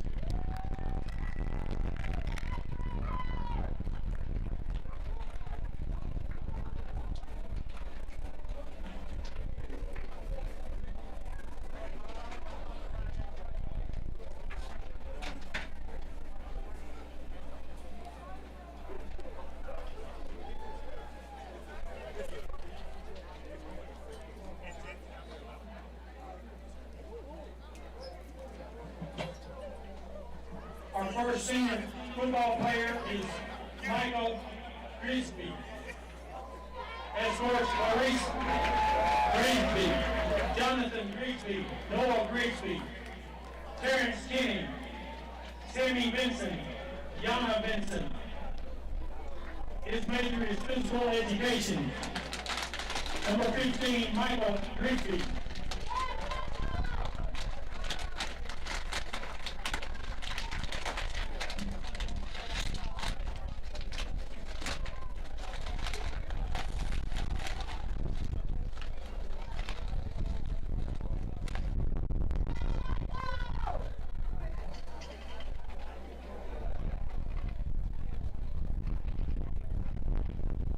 Our next senior is chemistry major, James Jones.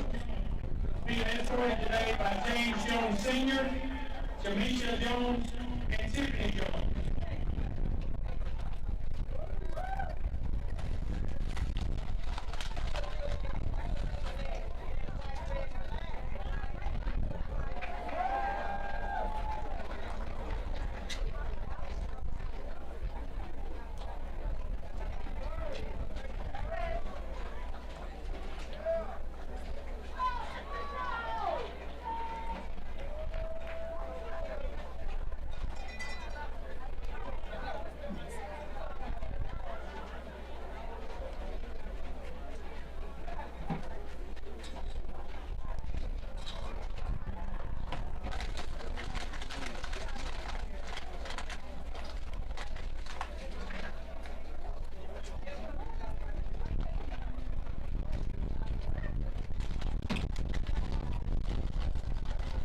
Our next senior is Ronald Lucier, the mass communications major.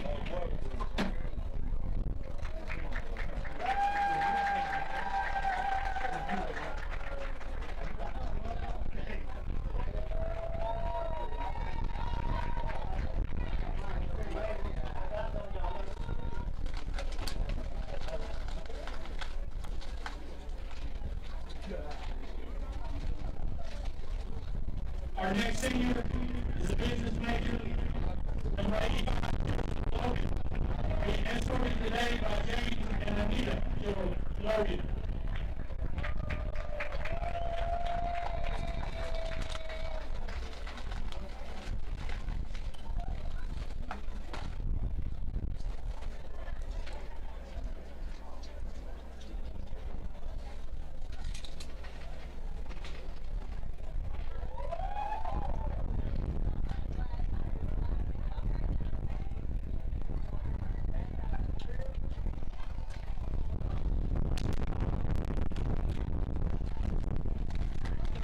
Our next senior is number 70, Emmanuel Martin.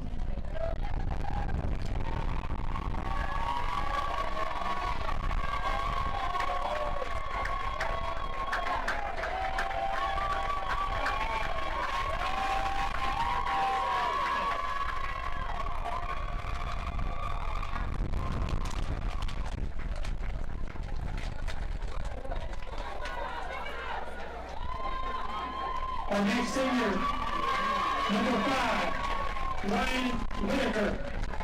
Escort, Ricky Whitaker, Tiffany Whitaker, Rashawn Whitaker, and O.J. London. He's majored in physical education. Number 5, Ryan Whitaker.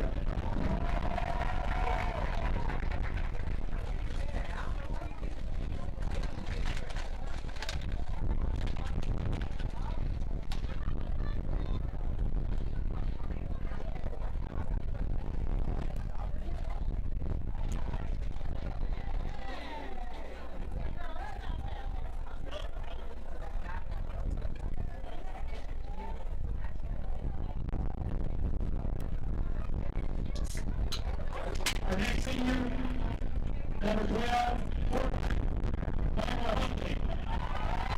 Being escorted today by Michael Huntley Sr., Kiara Cook, Sajira Merriweather, and Cameron Bassett. He's a business administration major, Michael Huntley.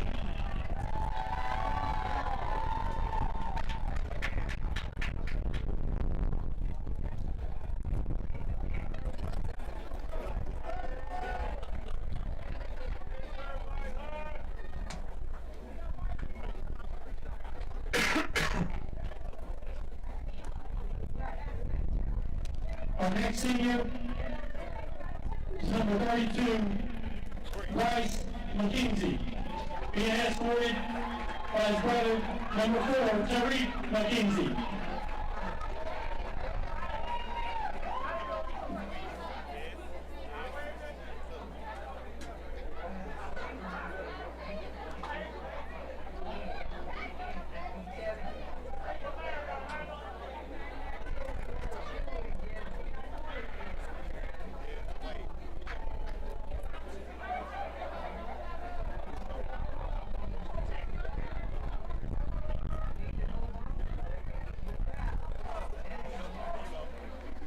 Ladies again, give the round of applause for all of our student athletes and student trainers, our seniors of 2021.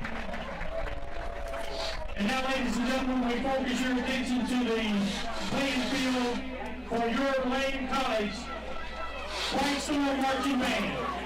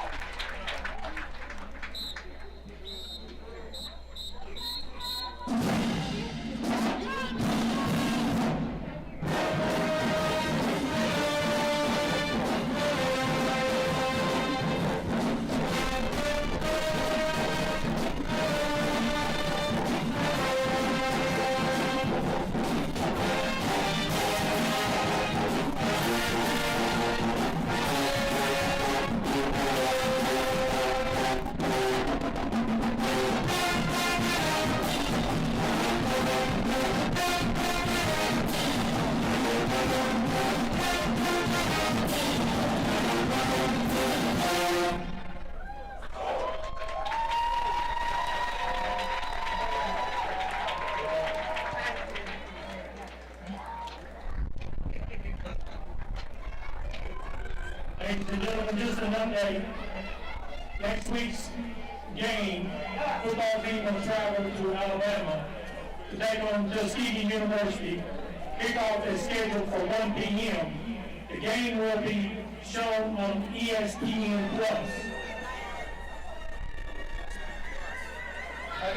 Give a round of applause for your Lane College White Storm Band.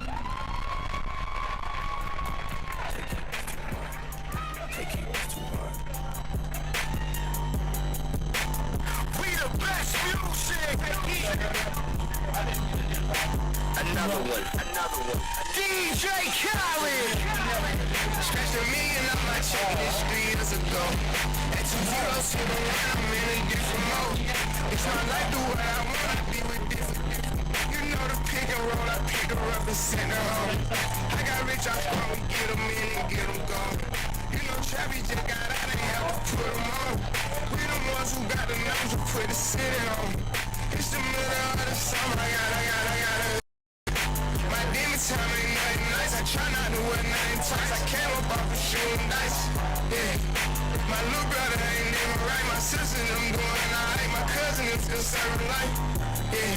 Seen the robber digging. I seen the preacher get caught for cheating. I break the bank for one of my people. I said I'm the one they didn't believe. I show them the face, then they all need me. I'ma get cake as long as I'm breathing. They making it hard. It really is. Yeah. I'ma turn up on my head every chance that I get. I want the biggest watch that they got. I don't care if they carry my wrist. All these guns, all I wish I would claim them. They get hard when they get guns. They got a hood full of sticks. Soon as they say we can't come, you know we'll run around it. They miss me with that. You know I live in the mix. Money, cars, and clothes. You know I live in the mix. Money, cars, and clothes. Yeah. She think I'm a regular rapper. I'm not one person come tell me you watch me running to the tip of the top. Keep going. Put my kids in shit on cheese. You must ain't 1+1 is 3. I can't support your personal needs. She don't got a mother who been with a baby. Be capping them cars, be leased. Youngest in charge, I speak for the streets. I went hard and all. They woke up with beats. Struggle with me, we used to have water for dinner. We didn't have nothing to eat. As soon as I get on this, they gon' look on me better. Like, damn, you sit with me. Every chance that I get. On the biggest watch that they got. I don't care if they run wrist. All these guns, all I wish I would claim them. They get hard when they get guns. We got a hood full of sticks. As soon as they say we can't come, you know we'll run around it. You can miss me with that. You know I live in the mix. Money, cars, and clothes. You know I live in the mix. Money, cars, and clothes. I'm from the trenches. We talk on the net, but really be there for attention. They be talking like they really rich, but really be begging me under my pensions. I give a 40, 50 down the gas, just turn up a bench. I've been at the dentist. I'd rather pocket and pay a $100 for a year just to get out of the film. I'm in the lounge. Nobody gon' tell me. Lexington had 2 of them. You got it work? Lexington or Walmart. So which one do you want? Do you want the one you got to put together, or do you want the one that, no, this one is right up. We're going to put it up. Figure out a way to roll it up in there so I can get it off when I get it home. There you go. Oh, man. So I got good news, and I got bad news, but it's kind of funny. So I went down there talking to her, right? Yep. They heard our audio, but something about the guy Chico who does the audio stuff, he plugged us into the wrong thing. So they didn't really start clearing us over here to maybe until. The Dragons are set to receive the second half kickoff. Back deep for the Dragons, number 86, Virgil Young. And number 1. Looks like we're good now. All right. Well, we're about ready to go for live action here as Miles is kicking off the lane. I'm going to turn it over to Andre for a minute. He's going to review the first half stats, and then we'll get right back into the call of the play-by-play. All right, here we go. Hey, how you doing? I want to say I apologize for that first in the beginning of the game. We had a sound difficulty, but big hit laid out there on a return. Number 86 Young was hit, brought that ball out. But we're going to review some of these first half stats. You know, for Miles College, you know, we're going to start with them. For their rushing, you know, the guy leading them right now is Kingston Davis, the guy that's second on the depth chart. He has 9 carries for 89 yards and 1 touchdown. For your Lane College Dragons, Ike Brown, he has 12 carries, 34 yards, and 1 touchdown on the game. Michael Huntley, the quarterback, he has 5 carries for 18 yards today, and you have Anthony Evelyn, who had a carry for 5 yards earlier. Passing wise, you got Griffin. He has 5 for 7 with 89 yards, 1 touchdown, 54.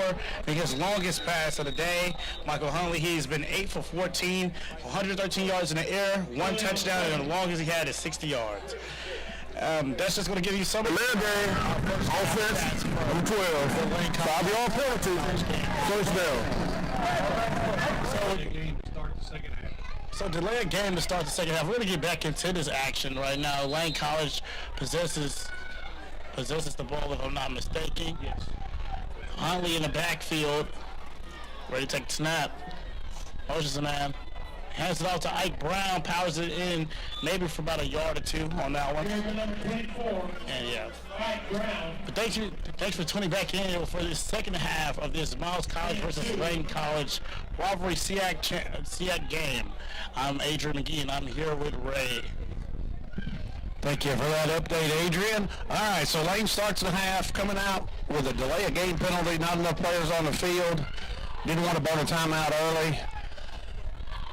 And then we see you called the play with Brown with the handoff, picks up maybe a yard of that back, so it'll be second down and 14.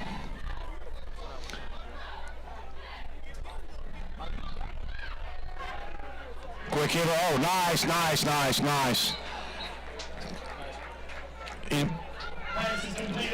going to be a little short of the first down. You go, it's going to get the first down. Virgil Young with the catch, nice job. And you know, on that play, you know, that's a simple slant route. And that's going to be the first Lane College Dragons first down of this second half. But that's a simple slant route. Caught your man in the stride, let your playmaker make a play with the ball. And they'll have a quick timeout, official timeout? If I'm not mistaken.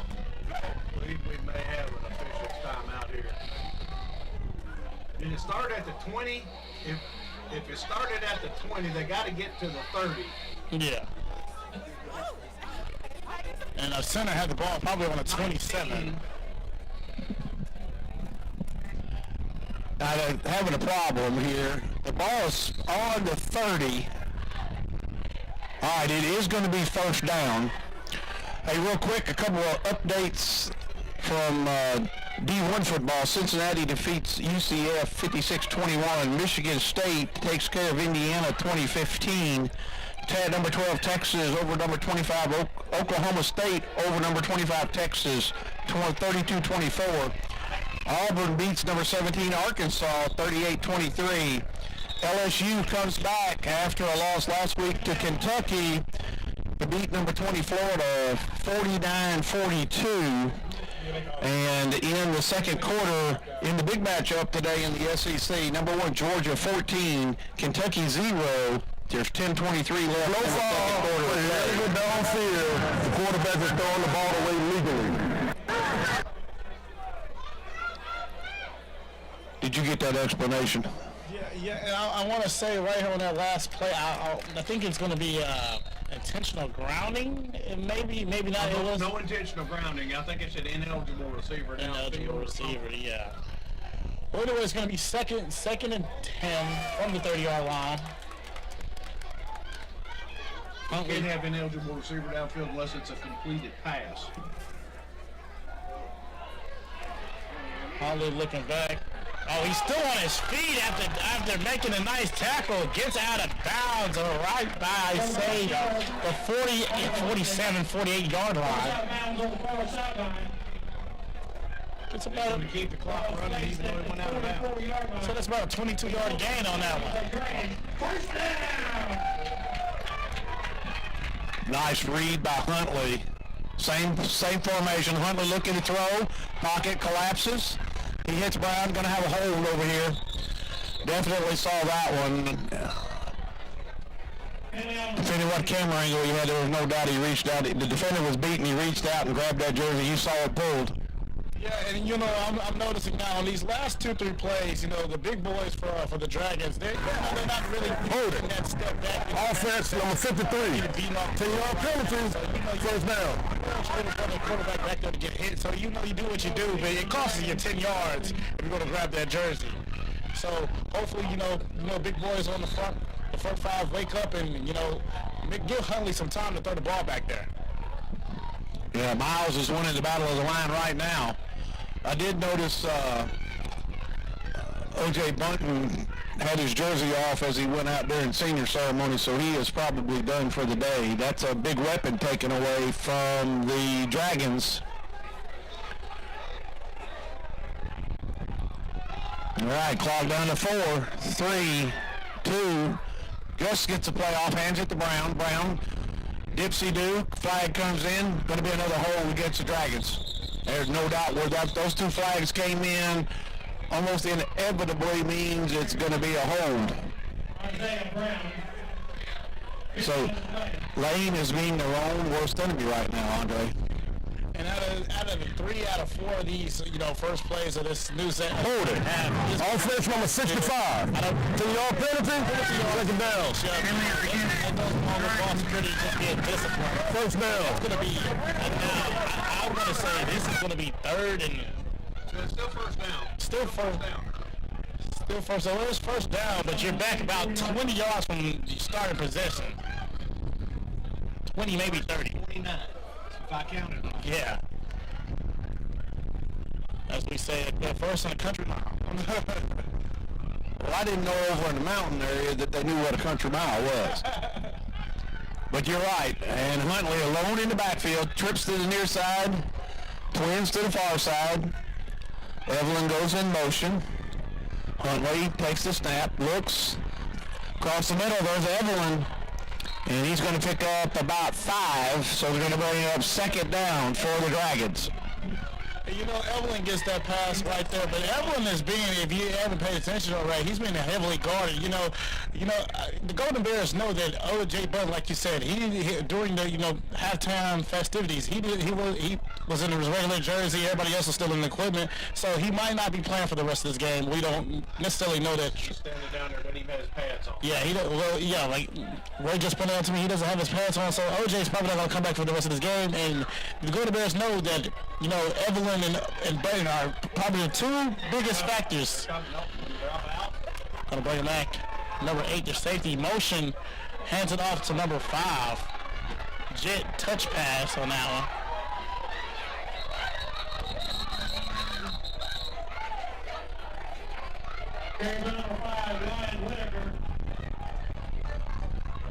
It's gonna be 3rd down and 15. That was a nice little jet sweep. Whitaker, of course, listed as a running back, but he's been playing in the slot all day today. So Huntley calls for it. Now they're going to look to the sideline, maybe change the play.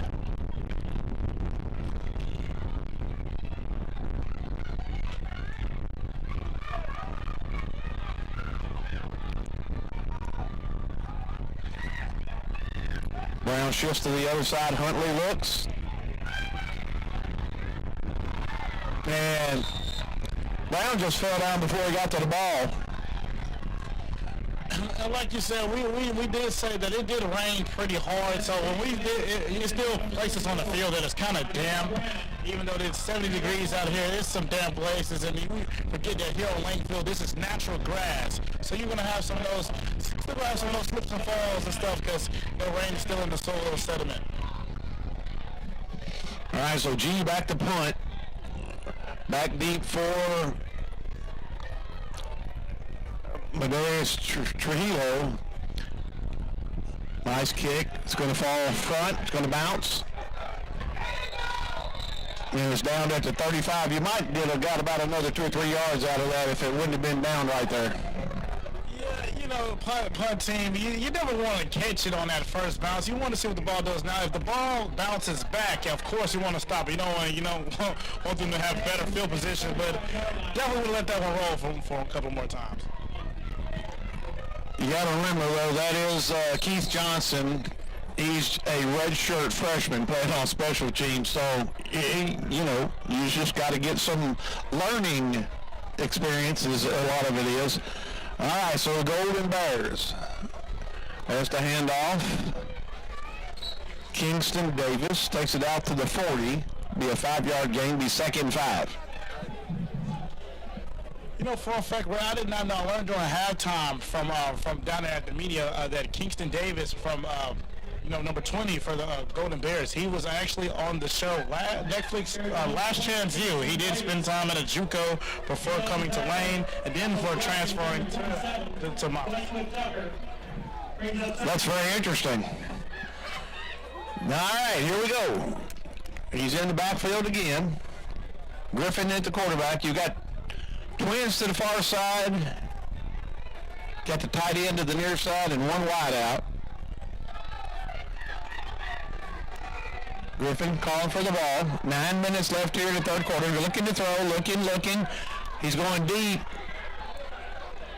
And there's a miscommunication right there. That wasn't even close. I mean, the receiver was 20 yards upfield, and the pass was not very accurate. So that brings up 3rd down and 5. Yeah, I really want to know, did number 80, the receiver, knew the play call of that? It came out as he was almost blocking the DB while the ball was coming his way. Really don't know if he understood what the play was called or him or the quarterback was even on the same play right there. All right, so I formation. There's the handoff to Davis, and I thought they had him back at the 42, but he falls across the 45. Good enough for a Golden Bear 1st down. And clock being stopped. Time out on the field. Offensive got a Golden Bear down on the field.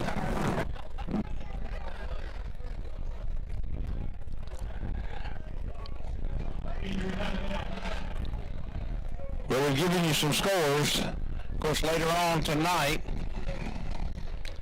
Alabama and Mississippi State, that's a 6 o'clock start. It's be interesting to see how Alabama responds after losing last week to Texas A&M. Oklahoma and TCU. And here's the one a lot of folks here in Tennessee will want to watch. Ole Miss comes in to Neyland at 6:30. Tennessee's been looking pretty good here recently. And you say you were a preferred walk-on at Tennessee. What do you think about tonight's game with Coach Kiffin coming back to town? Coach Kiffin coming back to town, of course, is, they say Ole Miss hate week, but this is really a Kiffin hate week. From being in the dorms and being around some of those guys, I was a preferred walk-on. I played around guys like 5-star recruit like K. Mays, and saw these guys on an everyday basis. But he's gonna have a rude awakening when he comes into Neyland Stadium tonight. All right, I heard Lee Corso on game day said I think the over-under was like 82 or 84. He said take the over. All right, so 2nd down and 10. No gain there by Davis that time. Play action. And again, the receiver turned away from the ball. Could have very possibly had pass interference right there.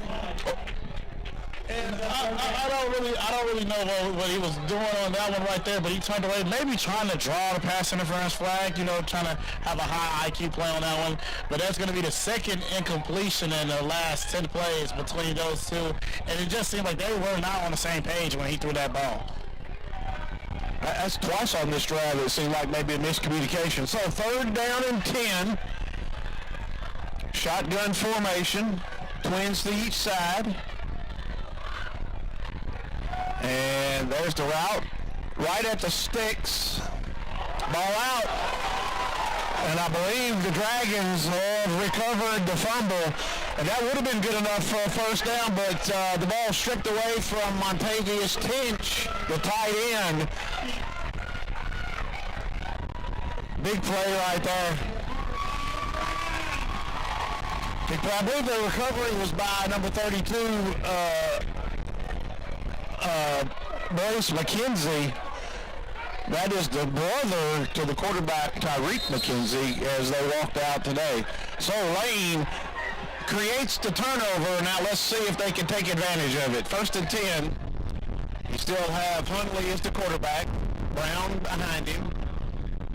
2 tight ends, 1 receiver each way. Brown takes it, cuts, and he's not going to even get back to the line of scrimmage. He's going to lose a yard, make it 2nd and 11.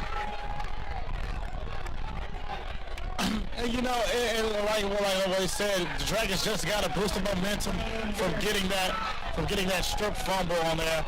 But, you know, I got to say, the Dragons, you know, they bounce it back. They come out here with that energy on defense that almost replicates the same energy they had in those first 2 drives earlier in the first quarter when they got the Golden Bears shut out. So it's going to see what they're going to do right here on offense. Huntley's back. He's looking to the sideline. Definitely audible play. Talking to his guys. Ike Brown behind him. Hands it off to Brown. Brown stiff arms a man while going out of bounds. He's going to go around the 50-yard line. Make that the 48-yard line, I'm sorry. 3rd down and 7. 3rd down and 7 for the Lane College Dragons. You know, as I looked at the stats of the first half, Lane has struggled. They've given up 178 yards rushing and only have 55 themselves, and that is interesting. The Golden Bears are right at their scoring average. Lane way below theirs. As Huntley looks, nothing develops. He keeps it, and he's going to take it into Golden Bear territory down to about the 44. But that's going to leave us about, I think he's going to be about a yard short, 2 yards short. Tell you what, big play right here. The Dragons are going to, they're going to mark it back at the 48-yard line. I don't think that was a good spot, so it's 4th down and 3. Dragons going to go for it, though. Let's see what they do here.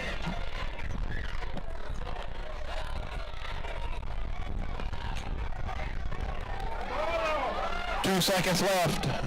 Barely gets it off, looks, crossing route, and an incomplete pass.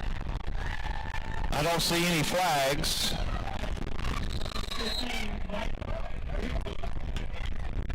Grigsby the intended receiver, so we've got an injured Golden Bear down. However, they are going to take over 1st and 10 at the 48, their own 48-yard line. That's the call there by Coach Brown.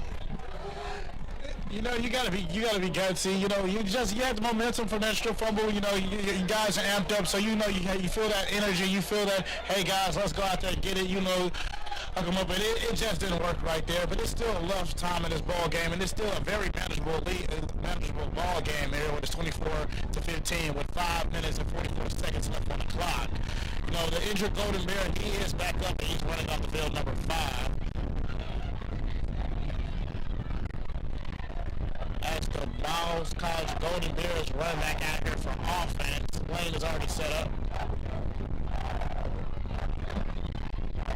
All right, you're going to bring Edwards back in on this series.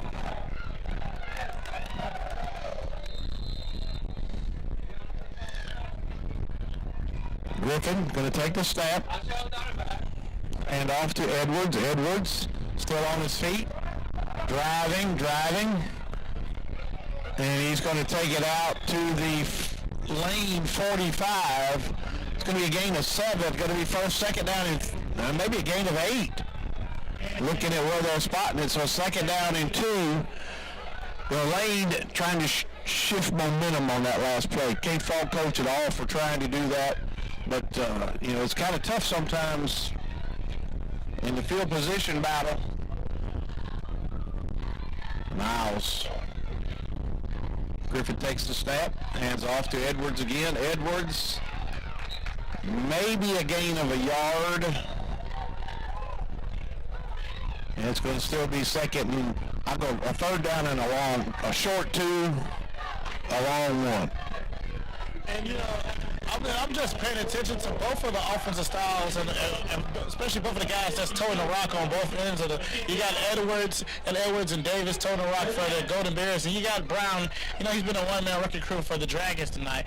And it warms the hearts of these all football fans, probably like you, Ray. You see all 3 of these backs have been playing smash mouth style option, and he's going to get a first down on that. He's going to probably get I'm going to say that's probably a 11-yard gain.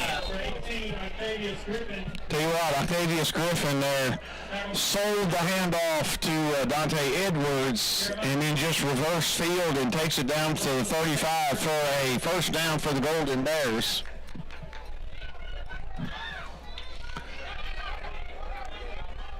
Now hands it straight up the middle to Edwards. Edwards falls forward for a yard, maybe 2. Make it second down and 8. And now you've got number 8 down. That's Jeffrey Johnson for the Dragons. Number 8, Jeffrey Johnson. And number 32, Bryce McKenzie. Injury timeout. He wanted that defensive leaders. Jeffrey Johnson's down right now, and it looks like he's in pain. He's one of the defensive leaders. He has 40 tackles. That's 40 tackles, about 16 assisted and 24 unassisted this season. So hopefully he can jump back up. He is one of their tools on defense that they need. Already losing O.J. Button early this game. You hate to lose a guy on the other side of the ball as well, would you? Yeah, you hate to lose anybody, but when you look at Johnson, who's coming off under his own power, he may just have a ding there, knock knees. You know how that goes.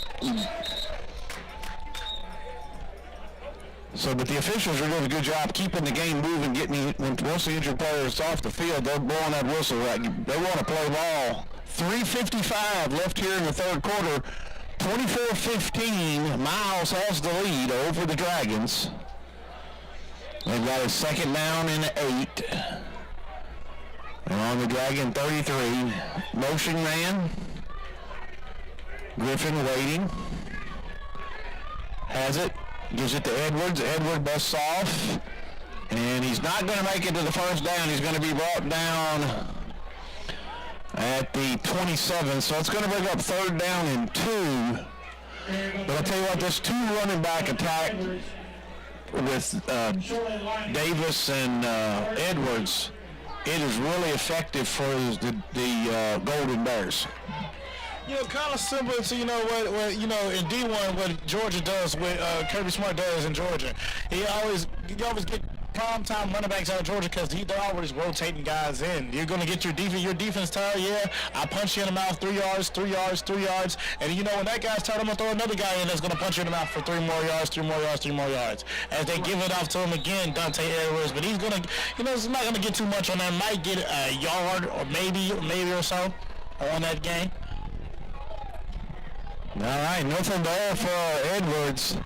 I believe you're going to have no gain right there. Hey, speaking of Kirby Smart and the Dogs, we got 47 seconds left in the second quarter. Georgia 14, Kentucky 7. So it's a great game, just what I expected. I said I'm a Kentucky fan. I'm a realist. If they lose, I'm fine with that. When you're playing, and arguably in my mind, he didn't make it either. That was Davis. He's going to be short. So the Dragon defense holds on fourth down. But I'm a realist. I just want us to go down there and be competitive. I think Georgia's the best team in the country. And I say that with all confidence. I know there's some other teams out there that think maybe we're better, but I think Georgia's the most well-rounded of all the teams in D1. And they should be playing for a national championship. Are you a Georgia fan or are you a Tennessee fan? I'm an LSU fan. Well, they won today. They came back after Kentucky beat them last week. They knock off Florida 49-42, if you haven't heard. So you're an LSU fan. Well, I would ask you a question, but I don't want to put you on the spot about LSU. Well, hang on, let's call the play. Here's Ike Brown. Not much there, maybe a yard. Going to be second down and 9. What do you think about Coach O? You know, as an LSU fan, I'm thinking on Coach O. Coach O, he had a good team. That 2019 national championship. Before COVID hit, you know, LSU won the national championship, graduated, you know, all 11 guys off the offense that went to the NFL somewhere in the draft. 6 of those guys went in the first round. But, you know, Coach O, he's doing pretty well, but he just got to rebuild the team he has right now. That is a great answer. I know there are a lot of LSU fans that are calling for his firing. Pass. And incomplete, out of bounds over there to Virgil Young. But a nice look by Michael Huntley right there.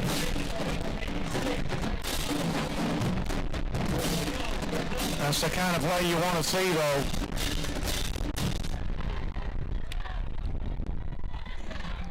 All right, looks like Lane's going to go trips to the near side. One receiver to the far side. Ike Brown going to be in the power and in the eye. And we've got a pistol formation here by the Dragons. Huntley in that pistol. Clock stopped at 1:30 here in the third quarter.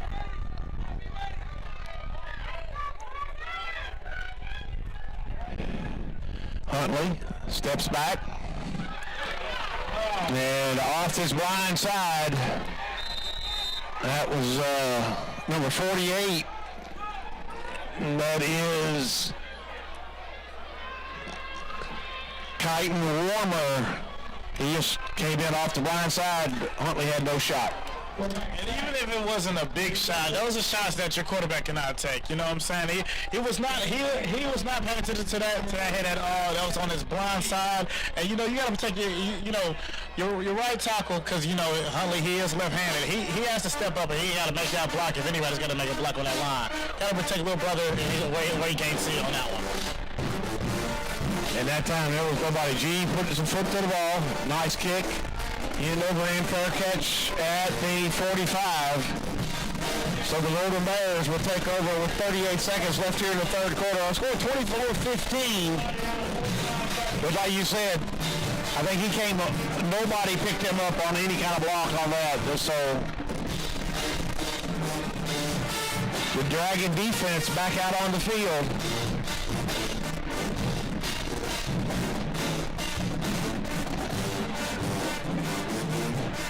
After the game was over, Andre and I moved down field side. At some point, hopefully have an interview. One of us will have an interview with Coach Brown about today's matchup. Davis looking for the hole, nothing there. And he finally steps out after about a 2-yard gain, steps out of bounds.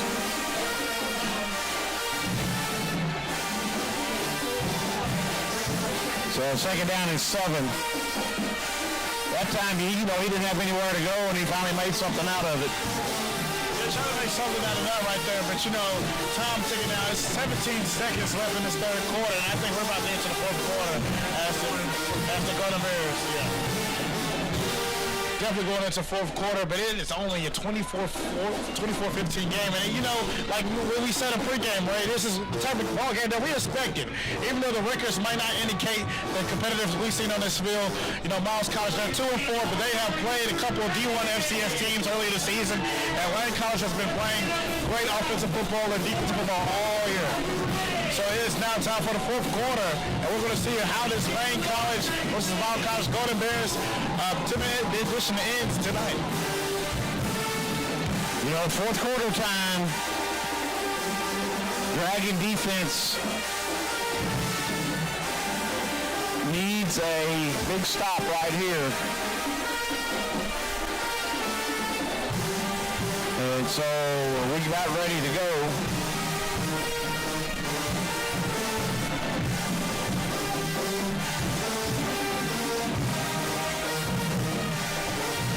Ball spotted at the 41-yard line.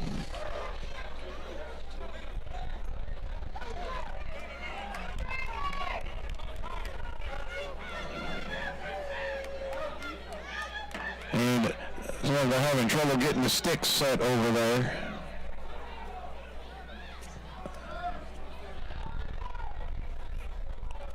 They're saying 2nd and 10.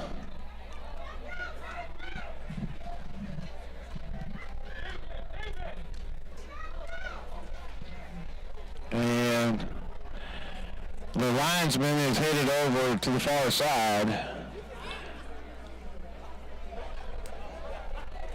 And they're going to get the change set because it ought to be 2nd down and 7. There you go.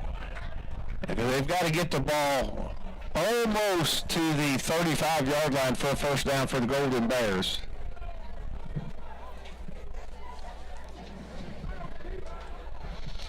There we go. Now we're set.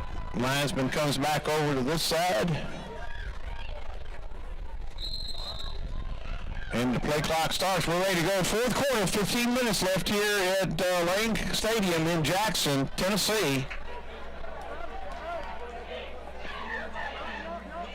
There's the defensive shift. Hand off to Davis. And a nice hit out there on Davis, but he does get down inside the 30 to the 27. It's going to be good enough for a first down. I hope you notice who's back out on the field for the Dragons. Jeffrey Johnson, number 8, after he walked off a while ago, he's back out on the field. Jeffrey Johnson, he comes back on the field. It is fourth quarter time. It is crunch time. It is game time. You're in the fourth quarter game, and you're down by a touchdown. You gotta come out there for your guys and for your teammates, for your brothers who you're on the field with. And it's going to be a quick little pass right there to number 88 for the Golden Bears. Maybe a 2 to 3 yard gain off that one as this fourth quarter gets underway. Right now, Ray, all I say is the Dragons, they need a stop right now. A stop right now would mean so much, get back into this ball game, make it a tie ball game. And so, who knows, we might have extra football tonight, Ray. Free football? Free football, all right. Well, I've heard of free baseball, but we got free football, extra. Griffin takes it, hand off to Davis. Davis straight up the middle.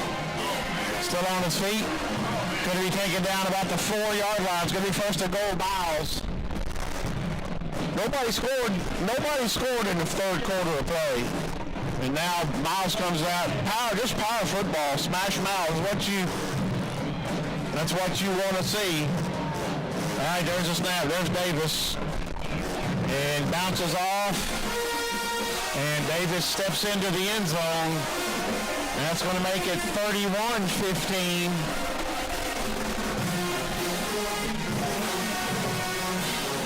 Again, you mentioned, we talked about this. Lane comes in 4-2, Miles comes in 2-4. But you look at the teams and the schedule that they played early in the season,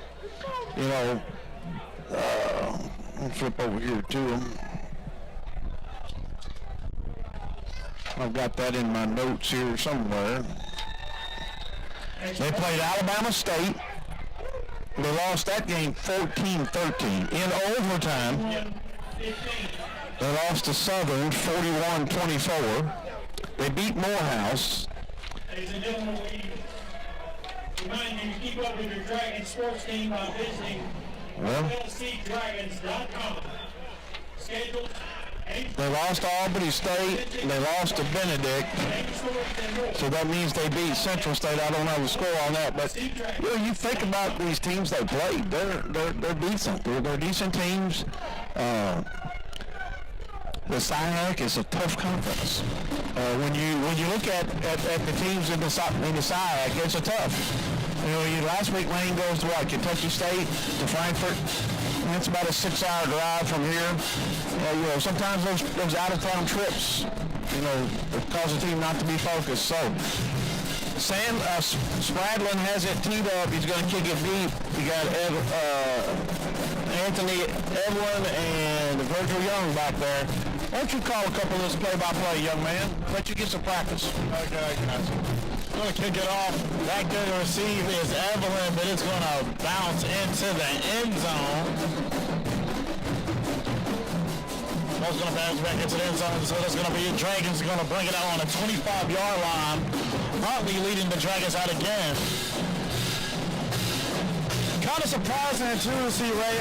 We haven't seen McKenzie at all. It's fourth quarter now, 13 minutes. You know, he is the QB1 for these guys all year, and especially in a crunch game like this, a conference opponent rivalry game, you would expect to see him a little bit. But Holly, you know, Holly is. Yeah. But Holly's been in charge. Yeah. But who knows? We still have 13 minutes left. Plenty of football left to be played. Who knows? Dragons need to, you know, I say right now, if the Dragons get 3 and out right now, it's not looking very good. You got to get on your giddy up. You can't you got to get that touchdown back as soon as possible as you can, especially with the clock and the score being against you. Number 1, Evelyn with a catch, and he's going to get about a 4 to 5 yard game. Caught that in the backfield, but made something out of it. Gain of 5. Gain of 5 on the play, brings up second down. It's going to be 2nd and 5. Lane went empty back.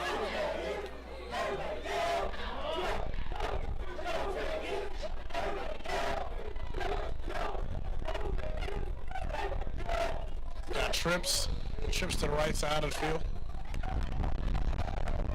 Brown back there with Huntley. Looks back pass. Huntley throws it, and that gotta be pass interference. He reached and grabbed it. Yeah. I'm with Andre on that one. There had to be a flag as Evelyn cut to the inside. He reached out and grabbed. There were a lot of hands both ways. They were going to let that go until the hold took place. So that should be a holding, defensive holding. I don't think it's going to be pass interference. Well, they're going to call pass interference. It's pass interference against the Golden Bears. Needs to change. Automatic first down. I guess that's not a spot foul. You say, yeah, that's the thing. You never understand. Okay, that's a spot foul. That's from the line of scrimmage. Every penalty should be from the line of scrimmage. There should not be a spot foul.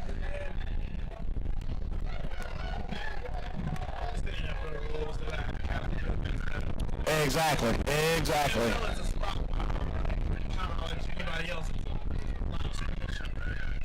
Well, there's a spot. In college, you can have a pass interference ball be placed at the spot of the foul, but, you know, Huntley looking. There's that pass.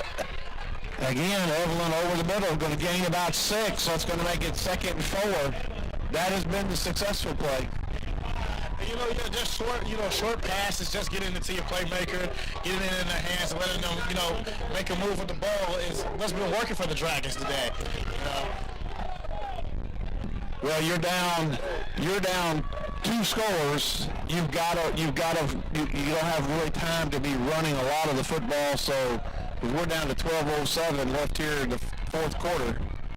Huntley looking to go to his safety valve. That's Brown. Brown puts a head down. He's going to have enough, I think, depending on the spot, for a first down for the Dragons. That's complete number 24, Isaiah Brown. It's a nice job by Brown. He just lowered that head, and determination picked up that extra yard.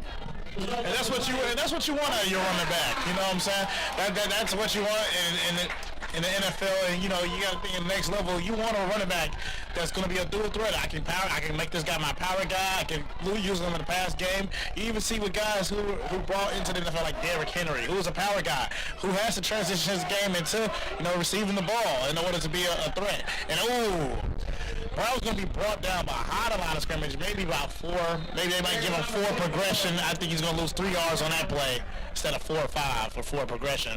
And Brown helmet does come off, so he does have to come off for a play due to NCAA rules. I was wondering why they... I was just wondering why they stopped the clock, and then, of course, Brown, they stopped it for him. So that's going to put Whitaker in the backfield. Ryan Whitaker, number 5. Whitaker is a 5'10", 187-pound senior. Brown just a sophomore, so we get to see him maybe 2 more years.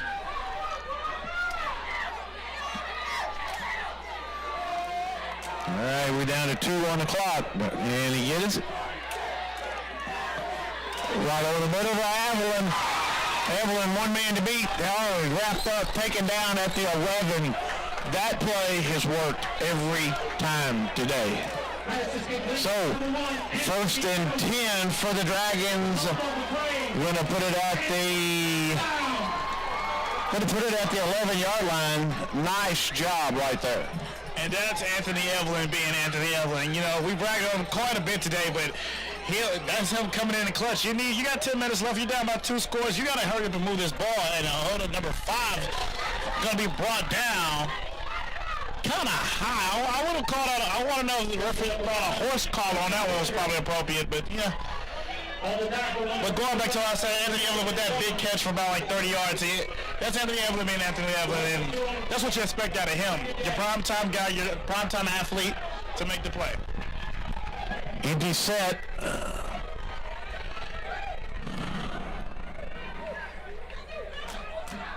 We're going to bring Whitaker now to the backfield. So you're going to have twins to the far side, your tight ends on the far side. Going to hand off Whitaker. Nice hole. That time the O-line opened up a hole. They won the battle as Whitaker takes it down to the 4. And it's going to be 3rd down and 3 for the Dragons. In the last 5 plays, just sent a message to Miles College. We might be down, but we're not out. And you see the Lyon College Dragons, they're going to try to get this score. They're going to try to make this game as competitive as possible. And they're going to make sure that this game is going to try to end in their favor by any means necessary. So no gain on that play. He's going to bring up 4th down for the Dragons. They've been stopped once down here at the goal line in the red zone on 4th down. Hundley calls for the ball. Quarterback keeper. And Hundley sneaks his way in. Nice job right there. That makes our score 31-21 as the Dragons send out. Oh, they're gonna go for 2 right here. Well, you almost have to. You're down 10. So you go for 1. It's a 2-score. It's a 3-score game if you just go for 1. It's a 1-score game if you go for 2.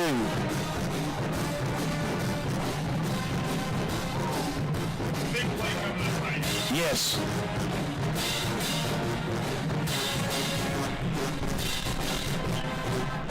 You're going to make it a 1-score or 2-score game right here.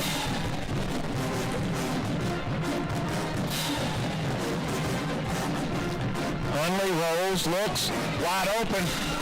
Wide open in the corner is Joseph Logan. That's one you didn't expect to receive the pass. He was wide open, so it's 31-23 Dragons. You know, and Ray, that's why Coach Brown's down there calling the plays. You know, maybe me, I would have been like, hey, give the ball to Brown, let him knock it in. But, you know, Miles College, they was expecting that on defense anyway. So we got a ball game on our hands, Ray. The extra football is looking very more likely. You know, Miles College is about to get the ball back with 8 minutes and 40 seconds left. Defense got to get out there 3 and out, get the ball back, put it in the end zone, and who knows what tonight might look like here in Jackson, Tennessee. Well, that's what we talked about it. We expected a good ball game. 31-23, 8:40 left here in the football game. Nick Shaw's just got it teed up.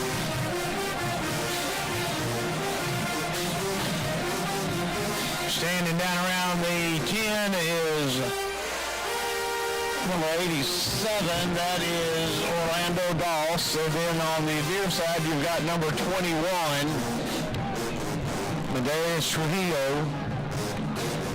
And kicks in it. It's taken by 87.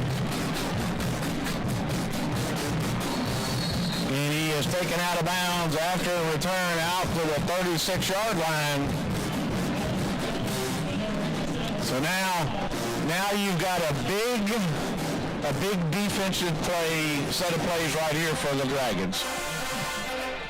You know, I'm Coach Brown right now. I saw him on the sideline. He's telling his defense, guys, you got to go out and make a stop. This is what you worked for. This is what you did back in July in training camp. Well, camp, this is the drive that you did all those sprints for, all those workouts, all those 5 o'clock, all those 4 o'clock weight lifts. This is that drive. This is that time. This is that moment, and you got to go out here and make a play. All right, they're coming back with Edwards as the running back. Now they're going to hand it off to Edwards. He's going to slide out, and he's going to be taken down right at the original line of scrimmage at the 37. That's going to move up 2nd and 10. You got to take Juan Brown with the stop. You know, again, you see the dual running back situation. Kingston Davis not on the field for this series. He's the one that has carried them in the second half, though. And Griffin changing the play. You got a single each way. There's the handoff again to Edwards. Edwards breaks to the outside. And he's down the sidelines. And the official goes down as they're going to mark it. They're going to mark it at the 20. Jeffrey Johnson on the game, the touchdown saving tackle. But even though it's a touchdown saving tackle, that was a 40-yard run by Dante Edwards, and that is not the play that you need in this situation at this moment right now. It's going to be a timeout. Got a player there? Okay. He's still standing up, so they're just going to probably walk him off the field. Yeah. But that was not what the Dragons needed in this situation right now. You got 7 minutes left, but now your opponents are probably are pretty close to knocking on the door of the red zone. I think it is. It's 20. It's right at the 21. Yeah, so they're basically we might as well say they're in the red zone, and you don't need this right now in the fourth quarter. Dragons really got to stand up and get still. Bend but do not break right now. This is not a situation. Really don't even want to give up 3 in this situation right now.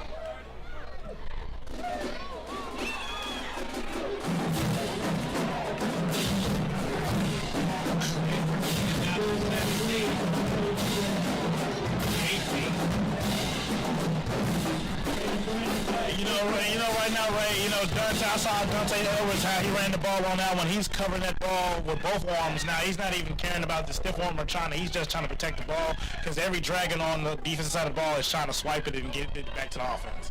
And I was mentioning that myself.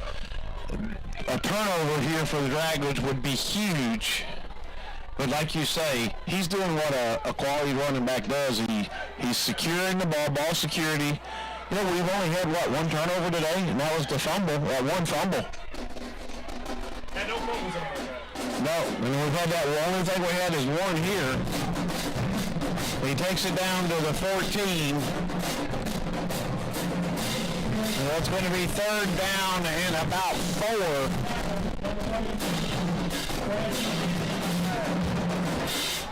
Brings up 3rd down. Well, he got it down to the 16, so 3rd down. His big play right here was 6:10 left, clock running. And the lane defender comes in, he backs out, falls down. Fortunately, Miles didn't see that and snapped the football. Looking to pass, going to fall fade into the corner.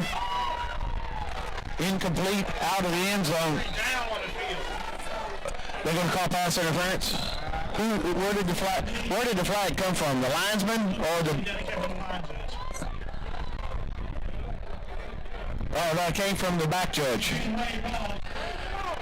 Yeah, that pass was uncatchable. It was out of bounds, so that was uncatchable. It was over his head. So now, what do you do if you are the Golden Bears? If you're the Golden Bears right now, what the Golden Bears did. You want to run down the clock. You see they're doing it. You got to play time of possession. It's 5 minutes left. You want to. I would try to at least run this down. Maybe want to get this out of 5 minutes, maybe 4 minutes and 30 seconds. They come out here with the field goal team though, as they're going to get 3, which there's nothing to make this a 2-possession game. 33 yards. Hasn't missed one today. He kicks it. It is good. Field again from 33 yards is good. Now you're down 2 scores. Make sure to score. Golden Bears 34-23. Dragons down 2 scores. Now time management becomes of the essence. 5:47 left. Lane's going to have to do some quick hitters. Of course, you know, that last drive, the touchdown was scored on the run, but the drive was all set up by that crossing route by Anthony Evelyn all day long. We'll be hosting a tip-off event at 7 p.m. at JF Lane Gymnasium. Roger says something about basketball madness at JF Lane tonight, gymnasium. Don't contest and much more. I want to go over and see if Coach Ogden can dunk one. 7 p.m. All right. You got something you want to say? All right. We apologize. I apologize for both of us. It's kind of hard up here. We've got one microphone that we're passing back and forth, and so that's why there's a little delay. That's why Andre has done some play-by-play. I've done a little color, so we've kind of made it work as Evelyn takes it at the 6. After the 21. 15-yard return for Anthony Evelyn. Hoping he can work his magic with his legs right there. And, you know, the Dragons coming back out of here, they had a pretty solid drive, you know, especially with Anthony Evelyn opening up a lot of things in the pass game for them, just being that good, gosh, athlete he is. He's going to get back out here, and, you know, it doesn't even, what doesn't need to be said doesn't need to be said. The Dragons got to get into the end zone. You got to get into the end zone, and you got to get a stop. And time is your enemy right now. Well, the defense right there did their job, helping to a field goal. But now you need the offense to kick in, and, you know, they don't have much time to move the ball because they need 2 scores. All right, single receiver each way. Huntley looking. There's the reverse to Anthony. Anthony Evelyn. How about that for a little trickery for a 15-yard gain? But we got a Miles player down. You talk about that for just a second. Okay. And, you know, we got a Golden Bear down after a monstrous hit. Kind of blindside hit, but there's no flags down, you know. Referee said that is going to be legal today. 45 for the Golden Bears. He is down, and he's needed attention from multiple trainers and staff. You know, that was a, you know, and I was saying, but he got cracked. yeah, that was what I was saying.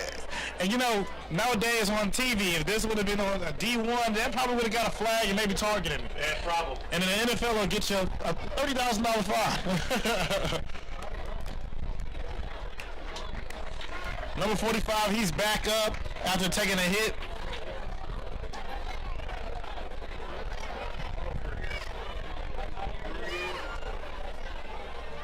Yeah, number 45, he's back up after taking that hit. You know, he probably just got the wind knocked out of him. That was a solid block that was thrown on him. Did not see it coming at all. As the Dragons resume play, first down, 1st and 10. That's number 45, Kadarian Jones. 6 foot, 225 defensive lineman. So the ball sits at the 35-yard line, Dragon first down. Little razzle-dazzle to start that. You got to like that. Huntley looking, throwing for Evelyn. He's got it. One man to beat. And 5. Into the end zone. Touchdown, Dragons. That is exactly what you needed. 2 plays, 6 points. 34 seconds off the clock. And once again, and I know the people at home probably hear me saying it, Anthony Evelyn, once again, catches the ball, does what he does best as the athlete on his team, and he's got another touchdown. How many touchdowns is that for him today, Ray? How many did he have in the first half? Evelyn, if I'm not mistaken, receiving touchdowns, he had one. He had one touchdown for receiving earlier today. Yep. That's going to be 2 touchdowns for him. Almost was 3. He was brought down on the 1-yard line earlier. Lane took the timeout, talking about going for 2. 34-29. It's back in reach. Well, 34-29. You got a 5-point game. Dragons call timeout. They're going to go for 2, I'm sure.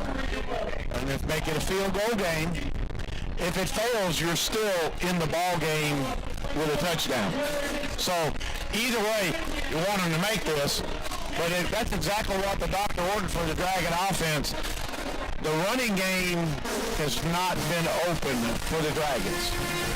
So they've gone to the passing game in the second half. I'm going to be really curious when we look at the second half stats to see the difference that Anthony Evelyn has made, because he's been the man here in the second half. All right, let's see if they go unconventional. Oh, they're that's the power set. And now they're going to shift out. Tight end. We got Grigsby, Hundley. Oh, he's in. He's in. He is in. Now there's the signal. That was pure heart right there by Michael Huntley. That was pure heart. He had a man in the backslide, but it's awful hard to throw against your body across the field like that. All right, so we got 5:07, 31. A great game right here. It is shaping up to be at Lane Stadium here in Jackson, Tennessee, as the Dragons close to within 3. We're going to wait the kickoff. And the players imploring the fans. Here we go. That's right. That's right. And you know what? And I love to say, right, but it has been a competitive day here in Jackson, Tennessee, between the Dragons and these Golden Bears. I tell you, 34-31 game. 5 minutes left. And the big elephant in the room, Ray, we both know as football guys, defense got to make a stop. Defense, get a stop. Defense, if you hold them to a field goal, at least you're in touchdown range. Defense. Like an old man once said, offense wins ball game, defense wins championships. And is this defense going to win a championship? Should have been a flag right there. And all 1,200 to 2,000 people here in Lane Field are on their feet for these Dragons right now. This is primetime football already. A great crowd on hand today. And so it's going to be at the 25. So nothing gained, nothing lost by the kickoff return, because you fair catch it, you get it at 25, so he takes it out. All right. Now the defense did their job last time, held them to a field goal. Now then they need to do one better and hold them to no score and force a punt. And Davis is back in, and he just falls forward for 4. So it's going to be 2nd down and 6. Being 6 foot tall, you hit, and you just fall, and you can pick up 4 yards being 6 foot tall. Yeah, true. And you know what? I want to mention right here about the Golden Bears offense. You know, right now their coach, I can tell he's going to dig into his 4-minute offense stuff. He has to lead by 3, but he knows that he still has to move the ball as if he was down by 7 or he was down right now. You have the lead, but it can just get drawn from you just like that. A lot of crowd noise here, a lot of people live. Hands the ball off, and he's going to walk down in the backfield. That's going to be a tackle for loss. Davis hasn't been brought down those many times, but he was brought down right now. 3 minutes and 57 seconds ticking on the clock. And it's another freshman, Tyshawn Gator, And, of course, Jeffrey Johnson, third down, big third down right here. 3 timeouts for the Dragons, 2 timeouts for the Golden Bears. Well, I think Lane should only have 2 timeouts, right? Yeah, they've got 2 because they took one on that extra point here. Got to stop. Man, he's going to sprint out for a first down. Just a breakdown by the defense right there. He takes it out across the 35 to the 36. Clock runs 3:22. You don't have much time to be messing around. You got us. That first down hurt. It really does hurt, and this is where football becomes that game of inches that everybody talks about. This is the time management. This is head coach time management, time of possession. This is where all that matters. The mistakes that you made early in the game, this is when you start to think, what if I didn't do that? What got us to this point? You know, Dragons got to tighten up. You want that turnover so bad, you got to stop. You got to get the 3 and out. Hands the ball off to... Oh, he's up, and he's still up, and he just broke a hole. Fell on his own, and that was about a 30-yard run right there, and that's not what you need. 2 minutes and 44 seconds. Clock is still going to move, just got to reset the chains. Well, you watch now. Now Lane is going to take a timeout to stop the clock with 2:35. You can't afford right here to give Miles time because 40 seconds when the ball's set, when the stick is set, you know, as soon as the play's over, it's 40 seconds. When the ball gets set, the play clock. They're going to use every bit of that 25-second clock. You can count on it. So Lane takes the timeout. They've got 1 to go. Miles has 3. They update him from Athens. Georgia leads 21-7. 11 minutes and 36 seconds left in the third. Another upset brewing in D1. Purdue 17. Iowa number two Iowa 7. 6 minutes and 52 seconds left in the third quarter. That's after Iowa last week knocks off Penn State, moves to number 2. That's a pretty big. Of course, you never sleep on Purdue. That's all I got to say. You never sleep on Purdue. All right, Andre, we got 2:35. The defense has to get a stop right here. They can't give up any yardage on first down for the Dragons.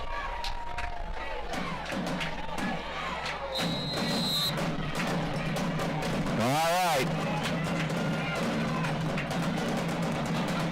And they're just going to keep feeding him.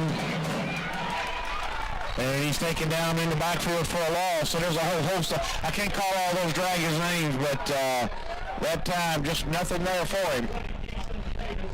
Like I said earlier, Ray, this is time management. This is where it's going to get interesting. You see Davis coming out of the game. He just really helped that Golden Bear offense by his explosive runs. And now they're getting in Dante Edwards. You got defensive linemen in there, you know, their hands on the hips. They're kind of tired. And Edwards, he's coming in fresh after not being in for the last maybe 6-7 plays. You're right. You can only go to the well so many times with Davis. So you gotta rotate him out.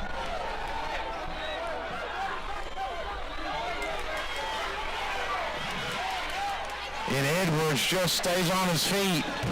Carrying lane defenders down to the 35. That's another first down. That's a killer. That's a killer.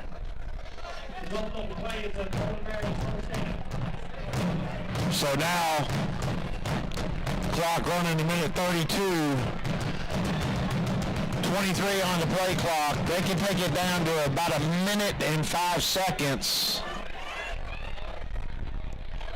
And Lane's going to have to call a timeout because the Golden Bears, all they've got to do if Lane doesn't take a timeout is take a snap, and this one will be over.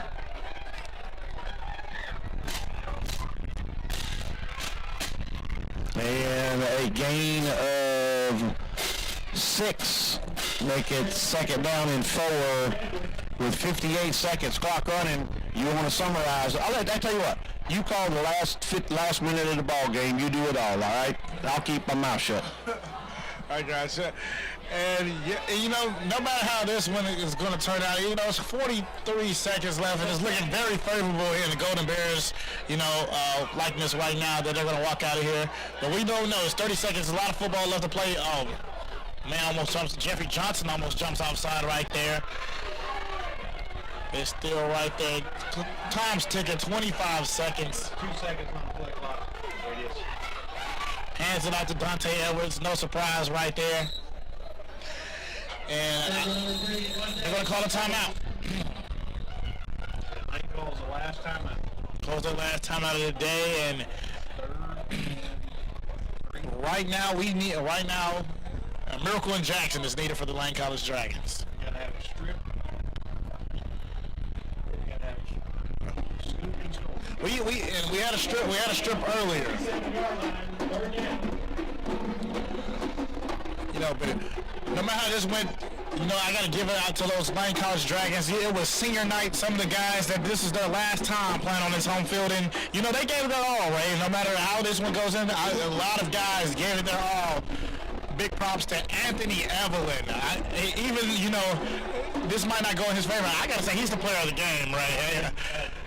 No doubt. No doubt he has to be the player of the game. Anthony Evelyn has to be player of the game. Really trying to make things happen out of nothing. Took small passes and made them to big gains. He was there when the Dragons needed him most. And what's interesting, you got Anthony Evelyn would definitely be the player of the game for the Dragons. But if you look on the other side for the Golden Bears, you got a former Dragon would be their player of the game, Kingston Davis. There's no doubt in my mind that those are the two best players on the field today.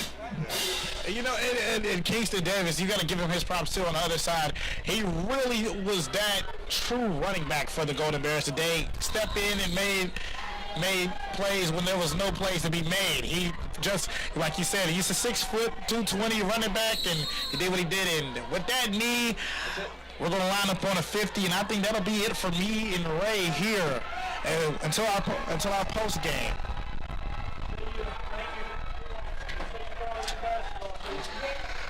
Our final score today is going to be 34 Golden Bears, 31 Dragons. Golden Bears got out to 3-4 on the record. The Dragons are now 4-3.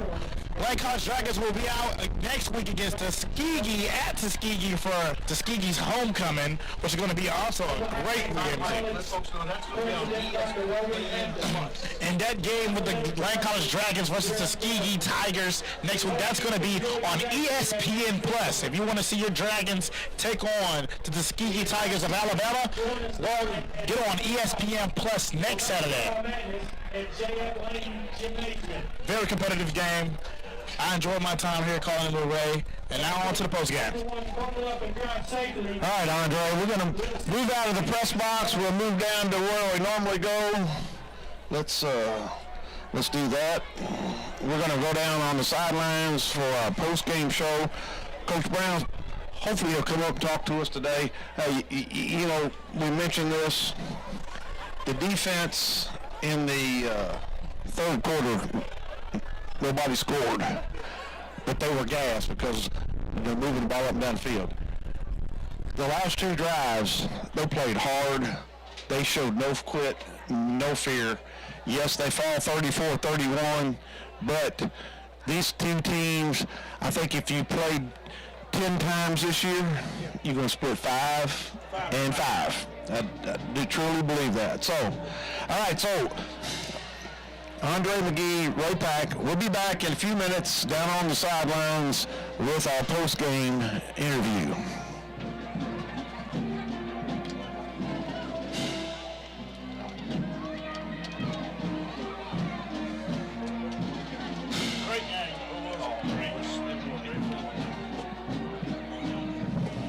But their running game is killed.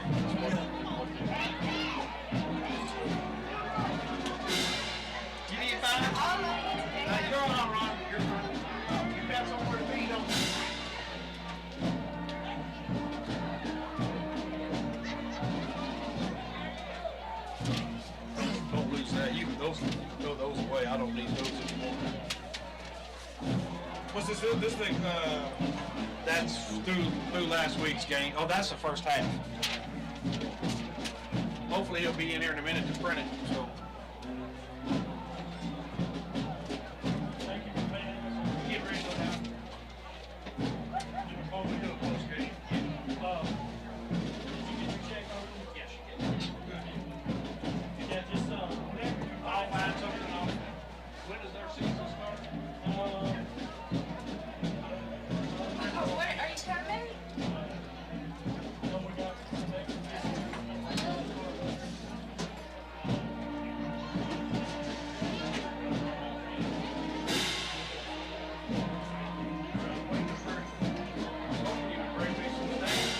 What's that?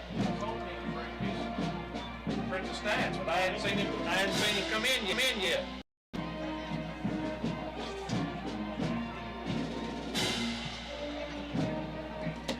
Hey, 21-14 Georgia in the third. Not bad. Not bad.